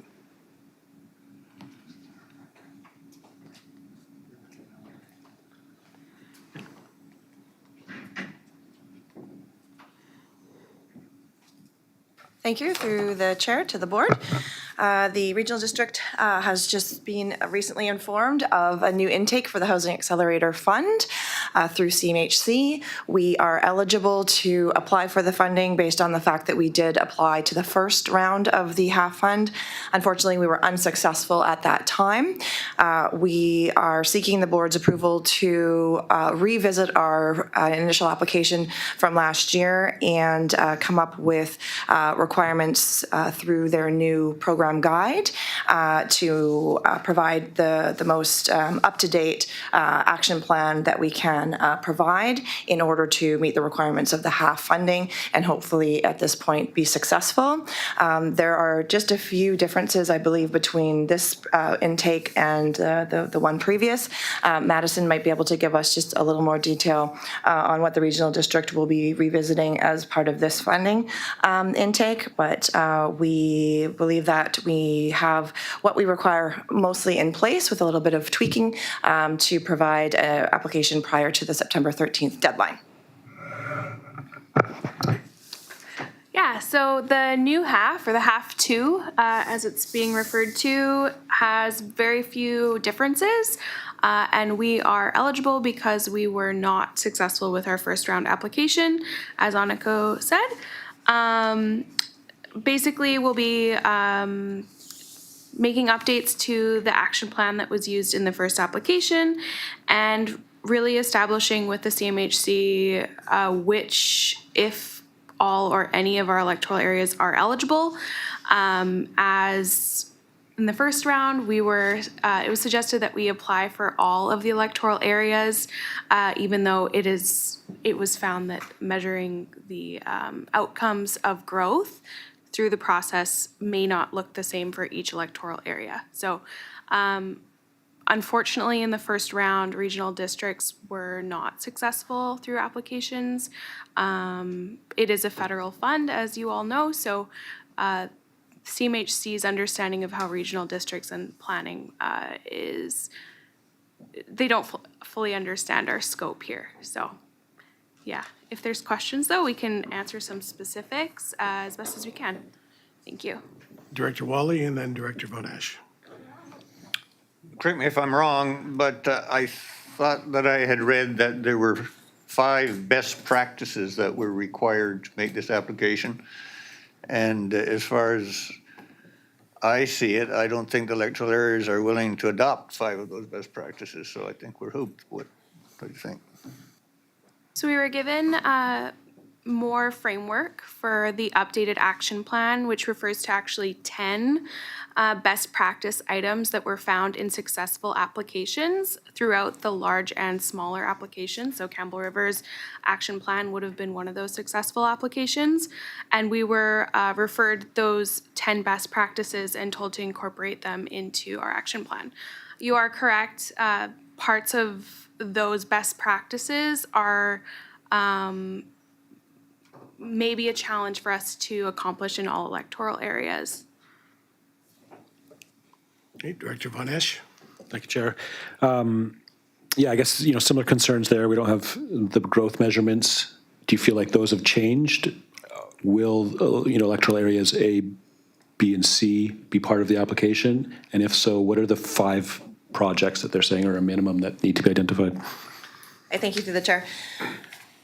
We've had some discussions with the program representatives in this round. We have received confirmation that we have to apply for all electoral areas, so our application does in fact have to consider all electoral areas regardless of whether or not we have building permits or development permits, which basically means at this point Area D really is the only electoral area where we have measures in place to be able to confirm or measure our targets and confirm whether or not we've hit those targets.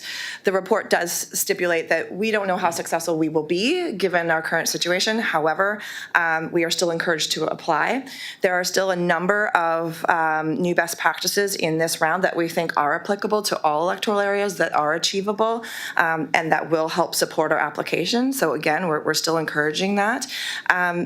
How and if we get approved, what measures will be in place and how we report back is unknown at this time. And how, if we do receive any funding, how that is then allocated based on whether or not we can measure our targets, again, is yet to be seen. There are still a number of unknowns since the first round. However, we are feeling a little more comfortable with what they provided. There still are a number of municipalities that didn't receive funding the first round. So how successful regional districts are going to be this time around, I don't know. I still think that likely there's going to be a lot of programs that go, a lot of the funding that will go to municipalities that have yet to be successful at that. And the 5 projects that it requires? We have yet to. Is that working? Yeah. We have yet to dissect the best management, the best practices at this time. However, we are somewhat confident in the fact that we currently in our planning phases are going to we are currently focusing on a lot of efficiencies with respect to building and planning processes, which are encompassed in a number of the best practices. So we already feel like we are in a good position with respect to alleviating processes. We're going digital. There are a number of things that we are successful, or we are going to be successful within this time frame that we feel will be a successful part of our application and will be acceptable to all electoral areas. This program round doesn't speak to, a building service or building permitting, so that's not contemplated as part of this application if we're to proceed. These are more how to streamline our processes, how to make things more efficient, how to eliminate processes and speed up timelines, those sorts of things, which I think we can do. Any further questions? Director Mawhinney. Thank you, Chair. You just mentioned that there are best practices in this list of 10, which are applicable to all electoral areas. And it kind of seems, maybe from my interpretation, that it's the suggestion that staff is going to select these 5 initiatives without consultation with the electoral areas. So personally, I think that from an electoral area perspective, selecting 5 from this list of 10 initiatives that's presented in the report seems to require a more robust conversation that could be perhaps had at the Electoral Area Services Committee table. The report also states that it remains unclear how the application will be evaluated, given that Area D is the only area with building permit requirements, and it also states that in the event that the SRD is not precluded from consideration, it will be limited in its ability to accurately measure and track increased numbers, and that receiving full funding may be at risk. I'm curious what sort of amount of time constraint or time consideration there is for putting together an application for a federal funding program like this, because I am concerned that in consideration of the limited electoral area building permit data and the challenges that you do outline in the report, that assigning staff time may not be the most appropriate. Thank you. Through the chair, certainly every application to any sort of funding stream does take staff time. Because we already have an application in the system that really requires only minor tweaking, and some further conversations with program staff with respect to which one of these measures might be the most applicable or successful for our application. I don't see this taking a lot of staff time. We have 3 staff that have been deeply involved in the last funding stream and continue to be involved in processes that are relevant to this application. I do think there's value in it. Again, our timeline is short.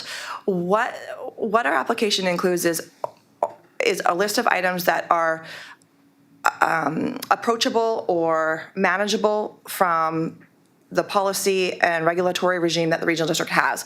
So it's not a fact that whatever is chosen in this application is going to be implemented by the regional district. That's up to the board. If in fact the regional district is successful in this application, there's nothing that would be provided in this application that would tie an electoral area to any sort of new process or format that wouldn't already be done internally or through a process of the board where a policy is adopted, a bylaw is adopted, a new regulatory mechanism is adopted. So anything that's in this application will be seen back at the board table, likely also through EASC first.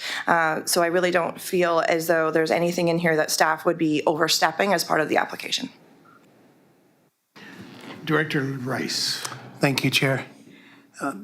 I don't see any harm in putting in this application. I think that, regardless of where the other electoral areas are at, I think there's value with putting it in. I think that, both the provincial government and the federal government have to realize that, a regional district electoral areas are much different. And this just builds a case that if we get denied again, regardless, that, again, it gives us, the information that we can bring to UBCM and start advocating on a different level. This is affecting all regional districts, not just ours. So I don't see the harm in this. And like you say, if it's not onerous on staff to submit this application, let's put it in and let's see where it lands. Thank you. Okay. On receipt, call the question. All in favor? Opposed? Seeing none, motion is carried. B, that the SRD submit an application to CMHC Housing Accelerator Fund. Move recommendation. Director Rice? Second. Director Colburn. Discussion. All in favor? Opposed?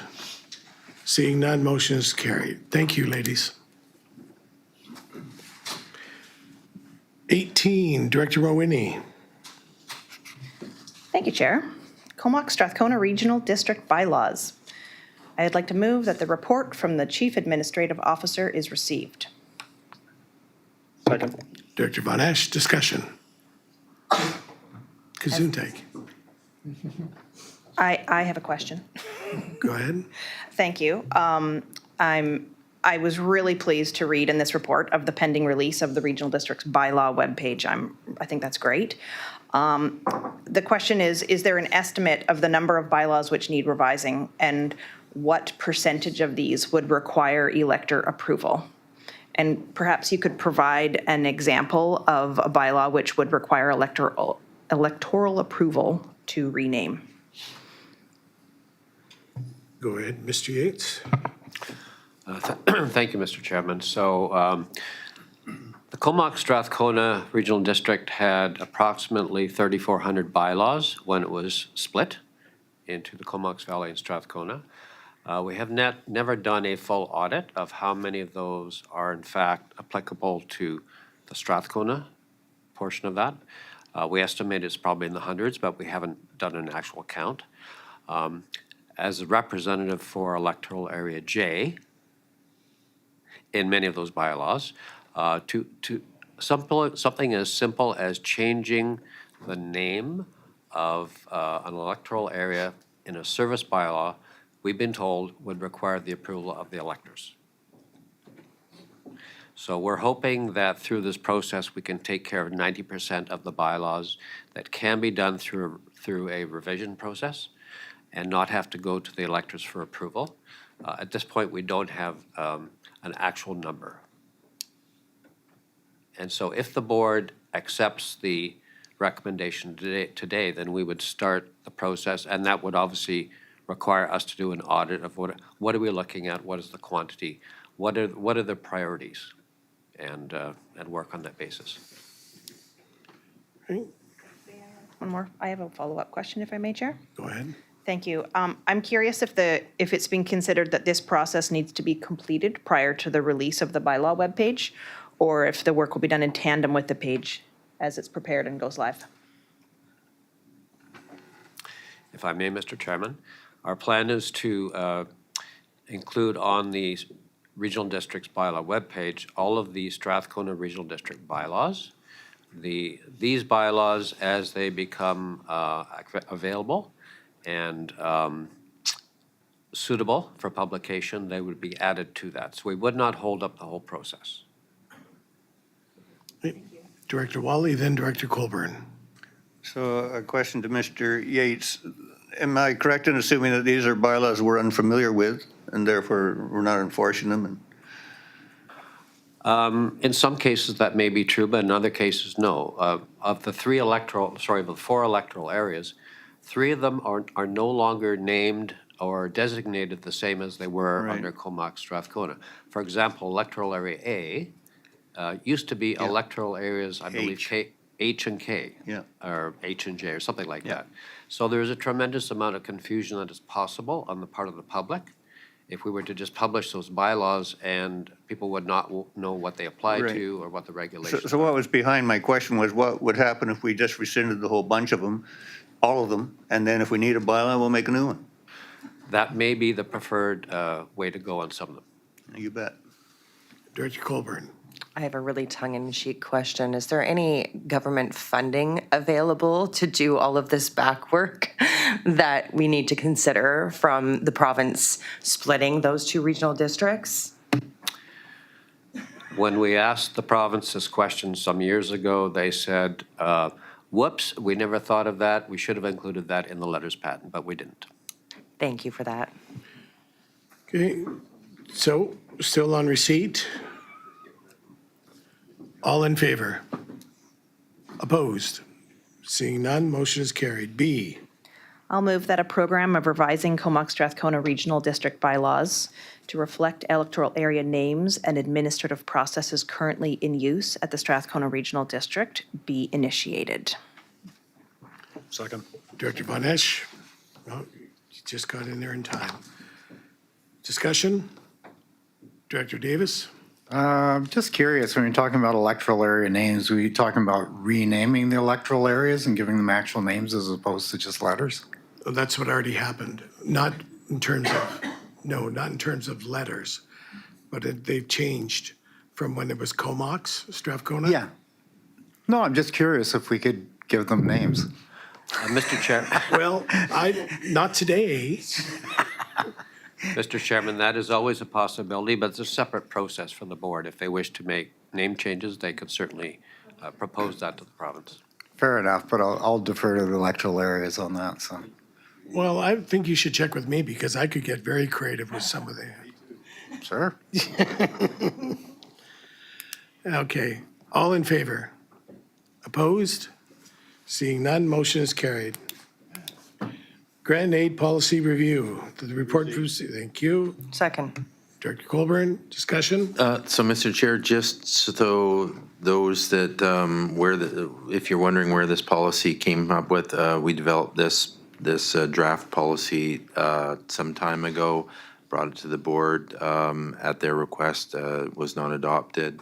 So we had it in our archives. The request was to bring a grant and aid policy forward. So what you see before you is what we had developed and brought forward to the board in the past and was never adopted.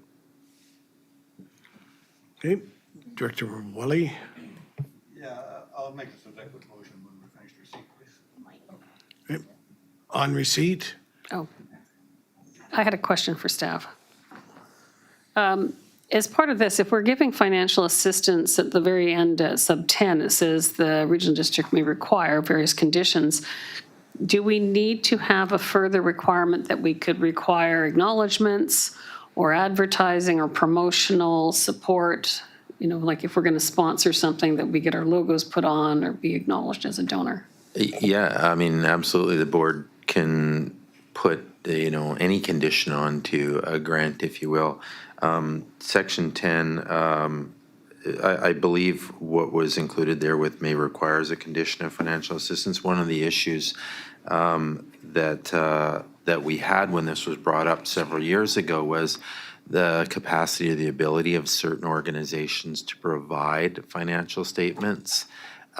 So that was one of the issues with 10. I mean, there was issues with many of the items here, but 10 referred to not so much as, what we want to, say, hey, we're going to give you $5,000, but we'd like you to do this, that, and the other. But certainly the board can put any, they could put a condition on, here's some money, but here's what we'd like to see. I was just thinking in the policy, it should maybe put somewhere in the intake that if there's an acknowledgement or some sort of publication of the SRD support by the organization could be a requirement, just so that people are aware that we may request that. I mean, it's like the fireworks, right? You want to show that the SRD is making substantial contributions to the fireworks. And I had no expectation that the board looks at this, says, oh, that's fantastic, we're going to pass this, although Director Wally has a motion, maybe he is. So happy to receive that input, because this policy this draft was created from the previous board that never adopted it. So if folks have input, happy to take that, bring another draft back, because this is likely the first time you've seen this. Director Colburn and then Director Chapman. So if I remember correctly, in the last reiteration of this through, I believe, the previous board, wasn't it, that this was not passed, it wasn't adopted. It had been referred both to MSC and ESC. And we found that the reason that it wasn't adopted was because we found that it would alter many of the contributions that are already being made. Giving, financial consideration to groups that are have traditionally received service, and we just felt that some of the restrictions were too restrictive, and so we didn't do that then. I just wanted to kind of put that out there. That was only one of the things that was discussed.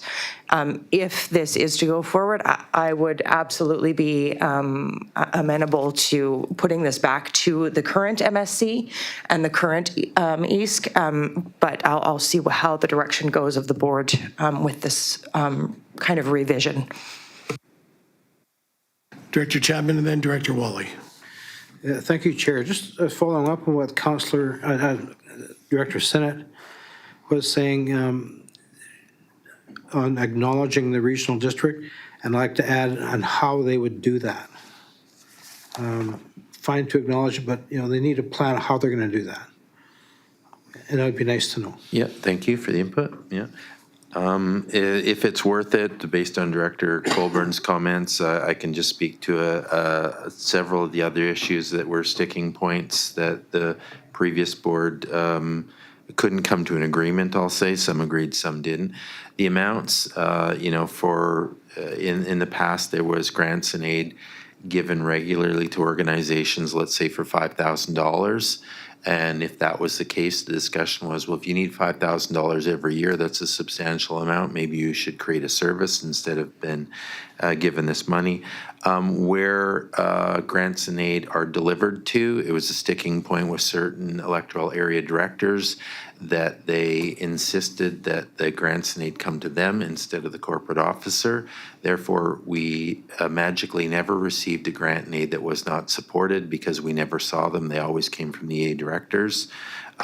This policy requires those submissions to come to the chief financial officer, of which we would bring them forward. What else was on there? Financial statements, again, we can make amendment to that, but it was the burden putting on some organizations that don't have the resources or the capacity to provide a financial statement, so they wouldn't kind of qualify. That was another issue. I think that probably covers the core of what were the sticking points on some of them. Okay, first was Director Wally, then Director Chapman. So in the past, this is the third time that this has come to the board in my term here since the beginning. What we always did when this came to a vote is we deferred it to the Municipal Services Committee and Electoral Area Services Committee for discussion on how that would directly affect us with our grant and aid requests. It was always found that it eliminated the opportunity for several of the traditional grant and aids that we gave out year after year to function because it was too onerous. Things like, for example, in my electoral area, I require that every grant and aid that I give out has to be to a registered nonprofit. Not part of the policy, but that's just what I do. That's what I tell my constituents.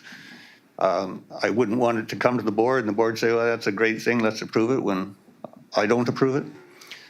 For example, I'll just give you one stupid little example that at one time I had a grant and aid request for a feral cat neutering thing. I did that once. This particular lady has since passed away, had about 20 cats. So we paid as Area A to have them all neutered. Then they were given right back to the owner who carried on producing more and more and more. It's futile. I mean, it should never have been approved. So when the request comes to me, I directly phone the applicant and I discuss it with them. And I tell them, is this appropriate? I register the society. If it's not appropriate, I tell them, withdraw your application. It's not going to go anywhere. And that's the way it should be. And that's why I don't like it to come directly to staff, because the last one that I had, I'm not sure if it was the Secret Santa or something, whatever, somehow it got lost on the desk of one of the staff members. I never got it. They phoned me up and said, where is it? The deadline was yesterday. And I think we did it, one at our board, we brought up as an emergency or something, got the money late. But that's why it should come to electoral areas first. So anyway, that's the way it was in the past. My motion is going to be option B, that we drop the thing. If you don't like that motion and defeat it, then I would like to refer it back to municipal services and electoral areas. We can all take a look at it and come back to the board with what we think would and wouldn't work. Okay. Thank you. Director Chapman, then Director Colburn, then Director Mawhinney, then Director Von Esch. That's quite a speaker's list. I would support what the policy as it is. Comes to staff. Staff would make sure it meets through the preliminary requirements of the policy.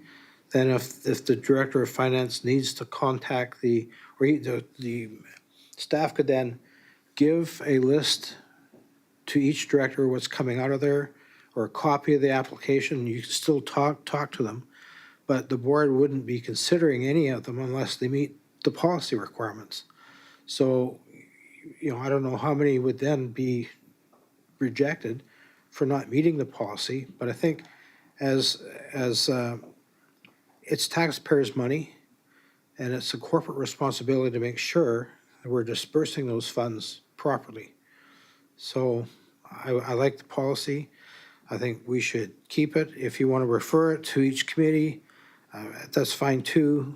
But I think we should be creating some criteria for which we would then be giving taxpayers money out. And as far as reoccurring annual grants, I think, yes, that would be, I think, best to do a service to provide for that fund continuously if that's needed. Even if it's every other year, I think then it's appropriate to have a service if you're going to give it out annually or semi-annually.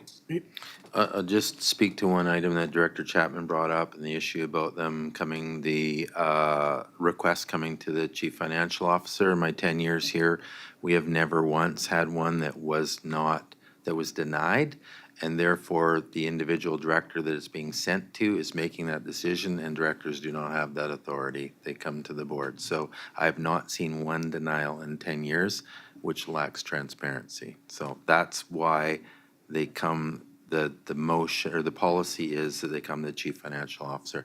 And then if the board or the director wants them, vote yes, vote no, but we've never had one that was denied here. Next. And I do agree with parts and pieces of this policy, and I do believe that there is an importance of policy, especially from a new director's perspective. Sometimes they're not aware of historical financial assistance that's happened, or some of the requirements, but I still think it should come back to MSC and EASC. So I'll leave it at that. Next. Thank you, Chair. I think that electoral areas will likely be the most affected by this policy. And as an electoral area director, I do have several things about this proposed policy which I find frustrating. And the CAO just indicated that if the I'm going to start with a question, because he said that there's never been an application which has been denied.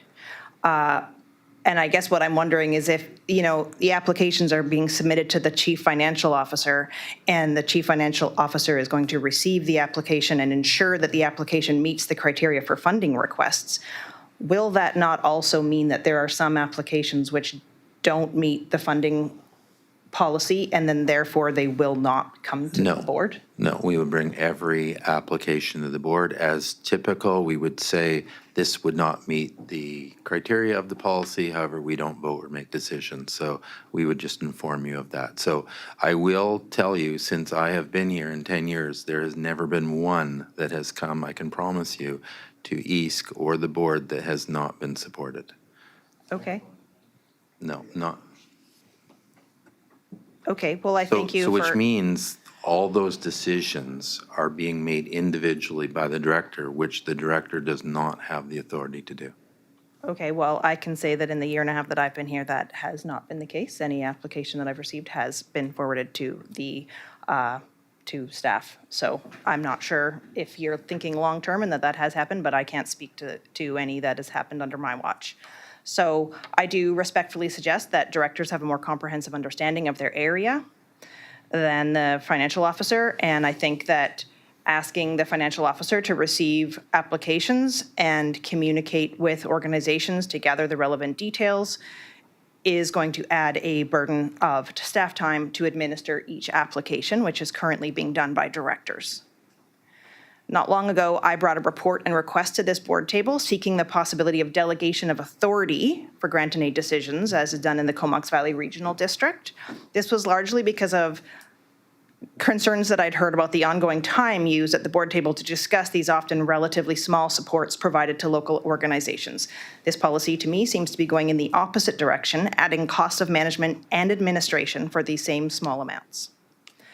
I want to point out that here at the Strathcona Regional District, we often hire consultants to complete projects or to create specialized reports. It allows the administration to run a tighter financial ship and bring in specialized knowledge when needed. Why would we adopt a policy which dictates no financial support to nonprofit groups needing to hire a consultant? I believe the scope of this proposed policy is overly broad. It is applying to all forms of discretionary assistance. Area C has an economic development fund. The scope of this policy would likely include it. However, per this policy, economic development support could not be provided for administration or operating costs or hiring a consultant, which I would consider all key items for building and supporting local economic development. So I'm not in favor of the policy as it is. I propose it is most appropriate for the policy's scope to be regional grants and aid. And we start there and see how it unfolds, and then in a year or two, maybe we look at seeing how the electoral areas would be interested in revisiting the policy's relevance on their own areas. Thank you. Director Von Esch. Thank you, Chair. Just adding briefly on to what's already been said and giving you some example from Cortez. Last year, I think we had twice the applications. I think we had grant and aid at 25,000. We had like 40 or 40 plus thousand worth of applications. A group of volunteers not connected to the organizations that applied went through like a 3-week process to go through these applications, figure out what the best priorities are, do some negotiation if someone applied for $5,000, but if we spread the funding, if they got 3,500, then we could fulfill this grant already. And what I hear from this board is like, how can we make things simpler? There's so much coming to the board table that, it doesn't need to be here. And certainly for the case of Cortez Island, there's going to be way, way more grant and aids. And you're going to be looking at me for like expertise. What is this organization? Are they actually doing good work? Yeah, they look good on paper, but like I think leaving things with the community, and we're hearing this from the rural directors, is let the community do that first level of processing, and then also looking at the restrictions of what it can be used for. Having run a nonprofit for 20 years for a $5,000 grant, this is honestly ridiculous. $5,000 is, as you can imagine, if you're running a business, $500 is very little. And the restrictions on what you can do with this, with grant, is just making things harder for the good work that needs to be done. I believe it was Director Sinnott, then Director Mawhinney and Director Lanyon.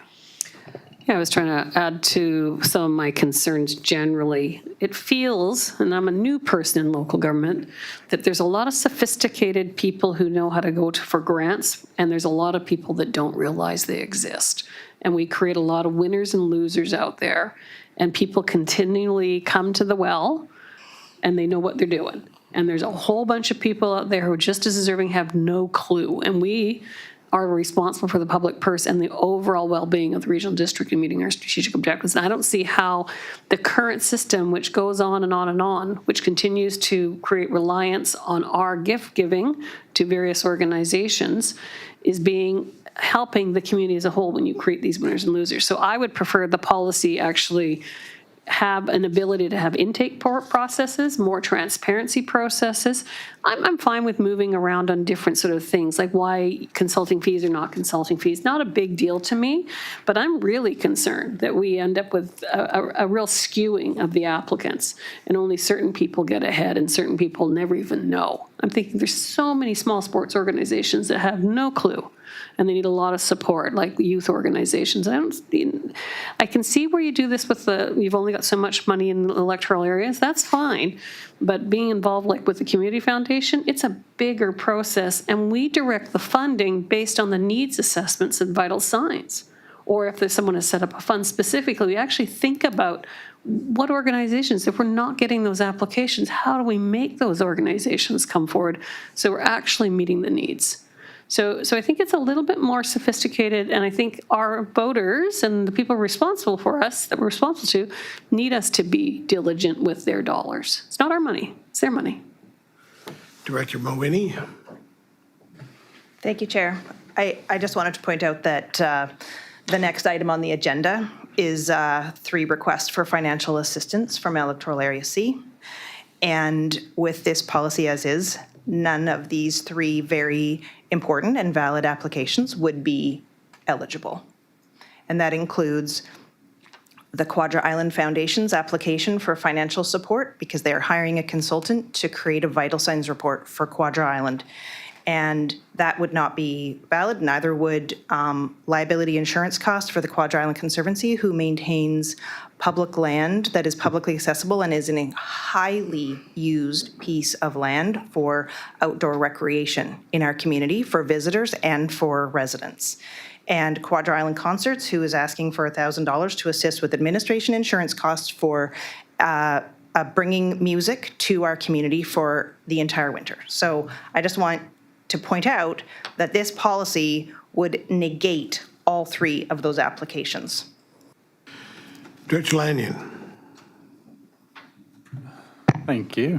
So I can hear valid points on both sides. I think what I'm seeing currently and definitely saw in the past is that using an area director as the first filter on incoming applications creates a bias towards people who are favorable towards that particular director and has at least a potential bias against people who politically oppose that director.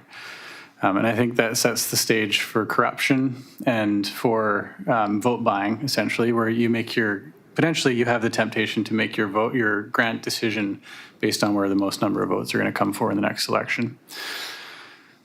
So it's like using the community's own money to buy your way back in. And I'm just saying that's the way the mechanism looks to an outsider. Whether or not that's the case, I don't know. But I think having a policy that puts this like regional district staff as the first level of filter prevents a bias from entering at the first the first approach. So it just at least gets into the system in a nonpartisan way, and then from there, I guess we can assess the merits. Although I would prefer to see as few of these on our agenda as possible, and have more of just a system of approaching this. But I think the policy could be expanded to include the things like the vital signs from Quadra. I don't know if we have to be so restrictive, but I do like the idea of having our staff be the first filter as opposed to an area director. So applications go straight to SRD. Thank you. Last input from Director Wally. Yeah, just a question to staff. If we have a policy such as proposed, will the grants and aid requests for electoral areas come to the Electoral Area Services Committee first? Yeah, I would think that makes sense. And again, I didn't have any expectation that you'd say, this is amazing, let's just adopt it as. It was more for discussion and input. Okay, so on receipt, all in favor? Opposed? Seeing none, motion is carried. Now you've got A I'll or make B. a motion, not either A or B, but I think, oh, sorry. I had already asked to make a motion. I was going to move option B. You can defeat it if you want. I'll move option B, please. Do I have a second? I'll second it. Director Mawhinney, discussion? Director Colburn? I was going to be in favor of this, but I think that with the level of conversation and consideration that's happening here, I would really like to defer it to the MSC and the ESC separately, and then have those kind of issues with it compiled and look at it from that. Not that I want to do this separately and in silos, but I think that there's values that each entity, whether you're an electoral area or a municipality, can come to terms with, and other things that we just are too far apart on. So it may come in a different format, which I would be okay with, but as it sits now, I don't. Oh. Yes, defer to MSC and ESC. I was going to support when that motion comes up from Director Colburn. I agree with her. Right now, we're just on option B, is that correct? We're just on option B right now. Yes. Deferral motion. We defer a motion. To electoral areas, municipal. Okay. All in favor? Of the deferral motion? Of the deferral. Opposed? Seeing none, carried. Okay, Director Mawhinney, Would you like me to number 20. read number 20? Requests for financial assistance, Electoral Area C. Move that the report from the Chief Administrative Officer be received. Second was Director Davis. Discussion? All in favor? Opposed? Seeing none, motion is carried. Continue, please. I would move that the board approve grants and aid to be paid from the Electoral Area C grant and aid budget as follows. $2,500 to the Quadra Island Foundation to assist with costs associated with data collection and development of a vital signs report for Quadra Island, and $1,500 to the Quadra Island Conservancy and Stewardship Society to assist with 2024 liability insurance costs, and $1,000 to the Quadra Island Concerts to assist with 2024 administration and insurance costs. Second. Director Von Esch, discussion? They want to chime in. All in favor? Opposed? Seeing none, motion is carried. Bylaws.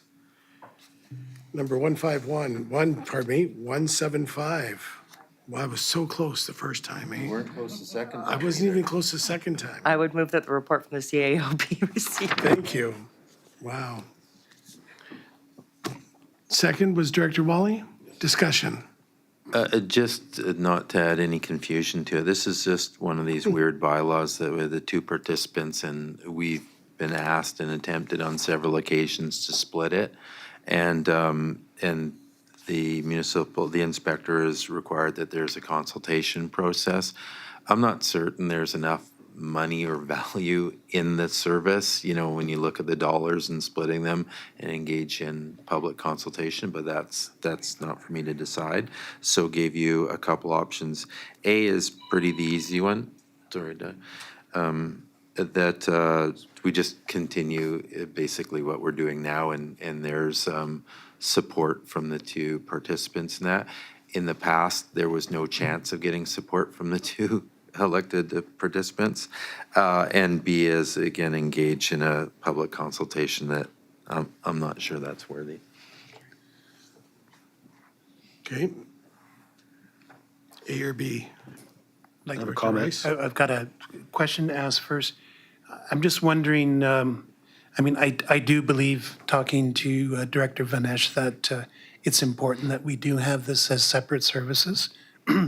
there's things that I would like to do with it, you know, that are only applicable to Area D. So I'm wondering, would it be quicker to rescind this bylaw and let's start from scratch? Mr. Chairman, if I may, I think it's probably 6 of one, half a dozen of the other. Because we have been advised that to split the bylaw as it currently exists into 2 separate bylaws, we'd have to go through essentially the same process as we would to establish 2 new services. In other words, we'd have to get the approval of the electors. So I think you're talking about a similar time frame, regardless of which way you go, unless you leave it as is, of course, and then it's. So if I can, I'll just interject, I caveat on what I just said there. If either of you or one of you or both you have grander plans for it, then then go through the process and split the bylaw. If we were just gonna continue on the same path, it's not worth it. But if you do have grander plans, then go with B. Yeah.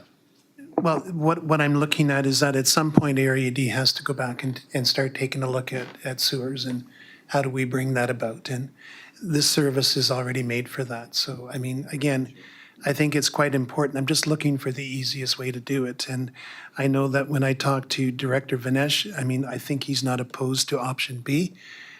But there's always concern when we go out and have to seek, you know, elector approval. If the board is interested, we could bring back a further report to look at that option, if that's of interest. Director Wally. So my question to staff is, if the bylaw was rescinded and they created 2 new ones as they desired, would director assent be adequate, or does it have to be more than that? We've been advised that assent of the electors, or approval of the electors would be required. So we're talking, at the minimum, an AAP process. So to create a new service of Yes. this Which might magnitude? fail. I would suggest B. My guess is you're gonna have the path of least resistance of splitting it is gonna be easier than let's start a new. Probably right, okay.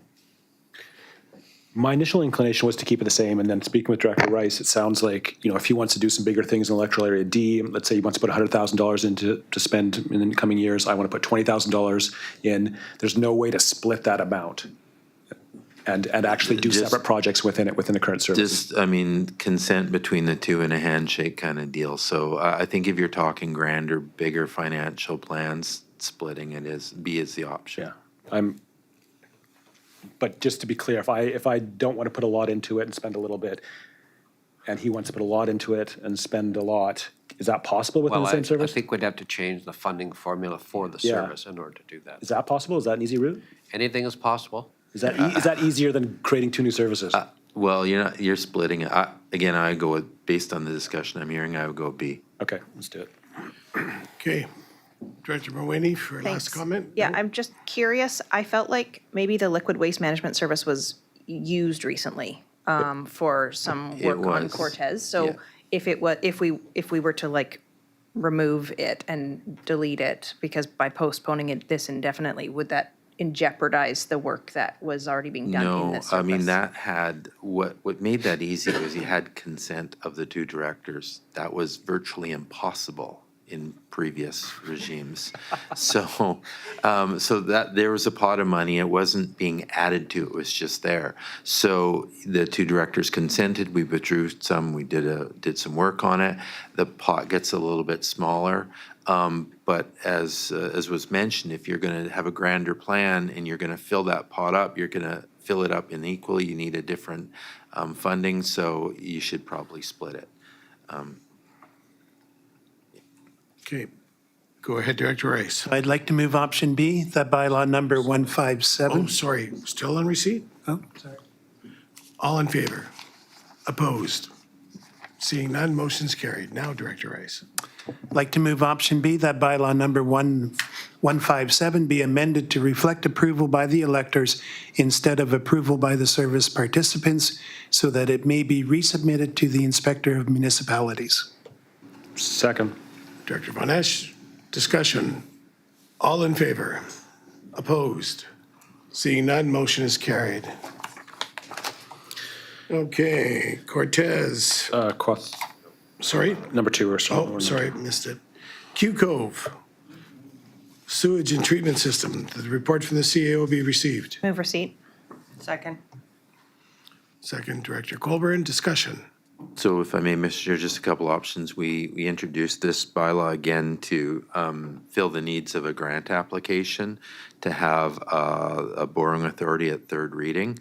We weren't successful on there, so a couple options is, one, we could amend it to look at current and future grant programs, or just postpone it indefinitely and do nothing. Director Mawhinney. Thank you, Chair. If it's postponed indefinitely, that would make it potentially included in the disposition of inactive bylaws. And then when we needed another one, if we need another one, when we need another one, we could just start at the beginning again. Mr. Chairman, under parliamentary procedure, to postpone indefinitely means to throw it in the trash can. It can't come back out. Okay, still on receipt. All in favor? Opposed? Seeing none, motion is carried. A or B, folks? I would move option A, that further consideration of bylaw 391 be postponed indefinitely. Second. Director Barnesh, discussion? All in favor?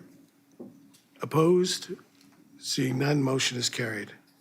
Number 3, bylaw number 557, Cortez Island open burning restrictions. I'll move that the report from the CAO be received. Second. Director Mawhinney, discussion? All in favor? Opposed? Seeing none, motion is carried. B, please.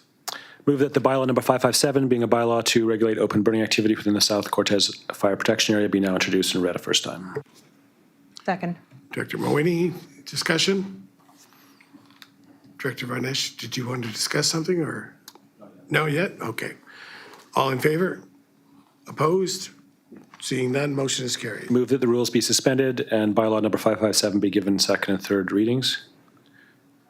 Second. Director Mawhinney, discussion? All in favor? Opposed? Seeing none, motion is carried. Move that bylaw number 557, being South Cortez Fire Regulation bylaw number 2024, be reconsidered, finally passed, and adopted. And I do have a comment. Second. Director Mawhinney, discussion? All in favor? So I just want to thank staff for getting us this far. I was naively, when I first introduced this over a year ago, I emailed Dave and I was like, do you think we can get this done in 2 weeks? So really appreciate staff working with me on getting this right and, getting this in place. This is a big step forward for, making sure that Cortez stays safe during the diverse droughts that we face and micro droughts, and really appreciate everyone's support. Thank you. All in favor? Opposed? Seeing none, motion is carried. Hey, folks, we're getting there. Only another hour to go. Doesn't that sound encouraging? Do we have quorum if I roll? Yes. Oh, then we could be, we still have quorum? We'll be done by then. Okay, We have a quick, important closed session item. Don't leave. Director Mawhinney. Number 4. Oh, bylaw number 571, Quadra Island zoning revision. Move that the report from the Chief Administrative Officer be received. Second. Discussion. All in favor? Opposed? Seeing none? Carried. Next. Move that bylaw number 571, being a bylaw to revise and correct certain provisions of the Quadra Island zoning bylaw, be now introduced and read a first time. Second. Director Colburn, discussion. All in favor? Opposed? Seeing none? Carried. Move C, that the rules be suspended and bylaw number 571 be given second and third readings. Second. Director Colburn, discussion. All in favor? Opposed? Seeing none, motion's carried. And I will move D, that bylaw number 571, being Quadra Island zoning bylaw 2007, revision number 3, be reconsidered, finally passed and adopted. Second. Director Colburn, discussion. All in favor? Opposed? Seeing none, carried. Okay, bylaw 572, disposition of inactive bylaws. Move the receipt of the report from the CAO. Second. Director Chapman, discussion. All in favor? Opposed? Seeing none, carried. Move B, that bylaw number 571 being a bylaw to revise, that, I was reading it off the board, being a bylaw to amend the procedures applicable to meetings of the Regional District Board and its committees be now introduced and read a first time. Second. Director Morwini, discussion. All in favor? Opposed? Seeing none, motion is carried. Move that the rules be suspended and bylaw number 572 be given second and third reading. Second. Director Morwini, discussion. All in favor? Opposed? Seeing none, motion is carried. D, And that bylaw 572 be returned for further consideration with the board following a public consultation process. Director Chapman, discussion. Just thank staff for the hard work on this, because this is long overdue housekeeping. All in favor? Opposed? Seeing none, motion is carried. Correspondence. I'll make a motion that items 1, 2, 3, 4 be received. Second. Thank you. Discussion. May I, Chair? Item number 4, I believe, is the communication from the First Nations Leadership Council, and there is a question in there that's being asked of the UBC membership, so maybe we should be pulling that one out for discussion. Okay, so 1 through 3 be received. We could defer that one till the next meeting if there's a challenge for time. We'll defer it. Everybody okay with that? Okay. So on the receipt, yes. Everybody agree? Who's in favor? Who's opposed? There we go. Motion's passed. So was that the motion to receive? That was the motion to receive 1 through 4 1 through 4 and defer 4. and defer 4. Yeah, we threw that in Anything there. else? A little Just same movers pineapple and things, but let's move this on. I want to make a motion that the report from the CAO be received with respect to moving into closed session. Discussion. All in favor? And I'll make a motion that the meeting be closed to the public in consideration of matters deemed to fall within the parameters of subsection 91C, E, F, I, K, N, O, and 92B of the Community Charter. Discussion. All in favor? Opposed? Seeing none, motion is carried. All right. Are we taking a 5-minute? No.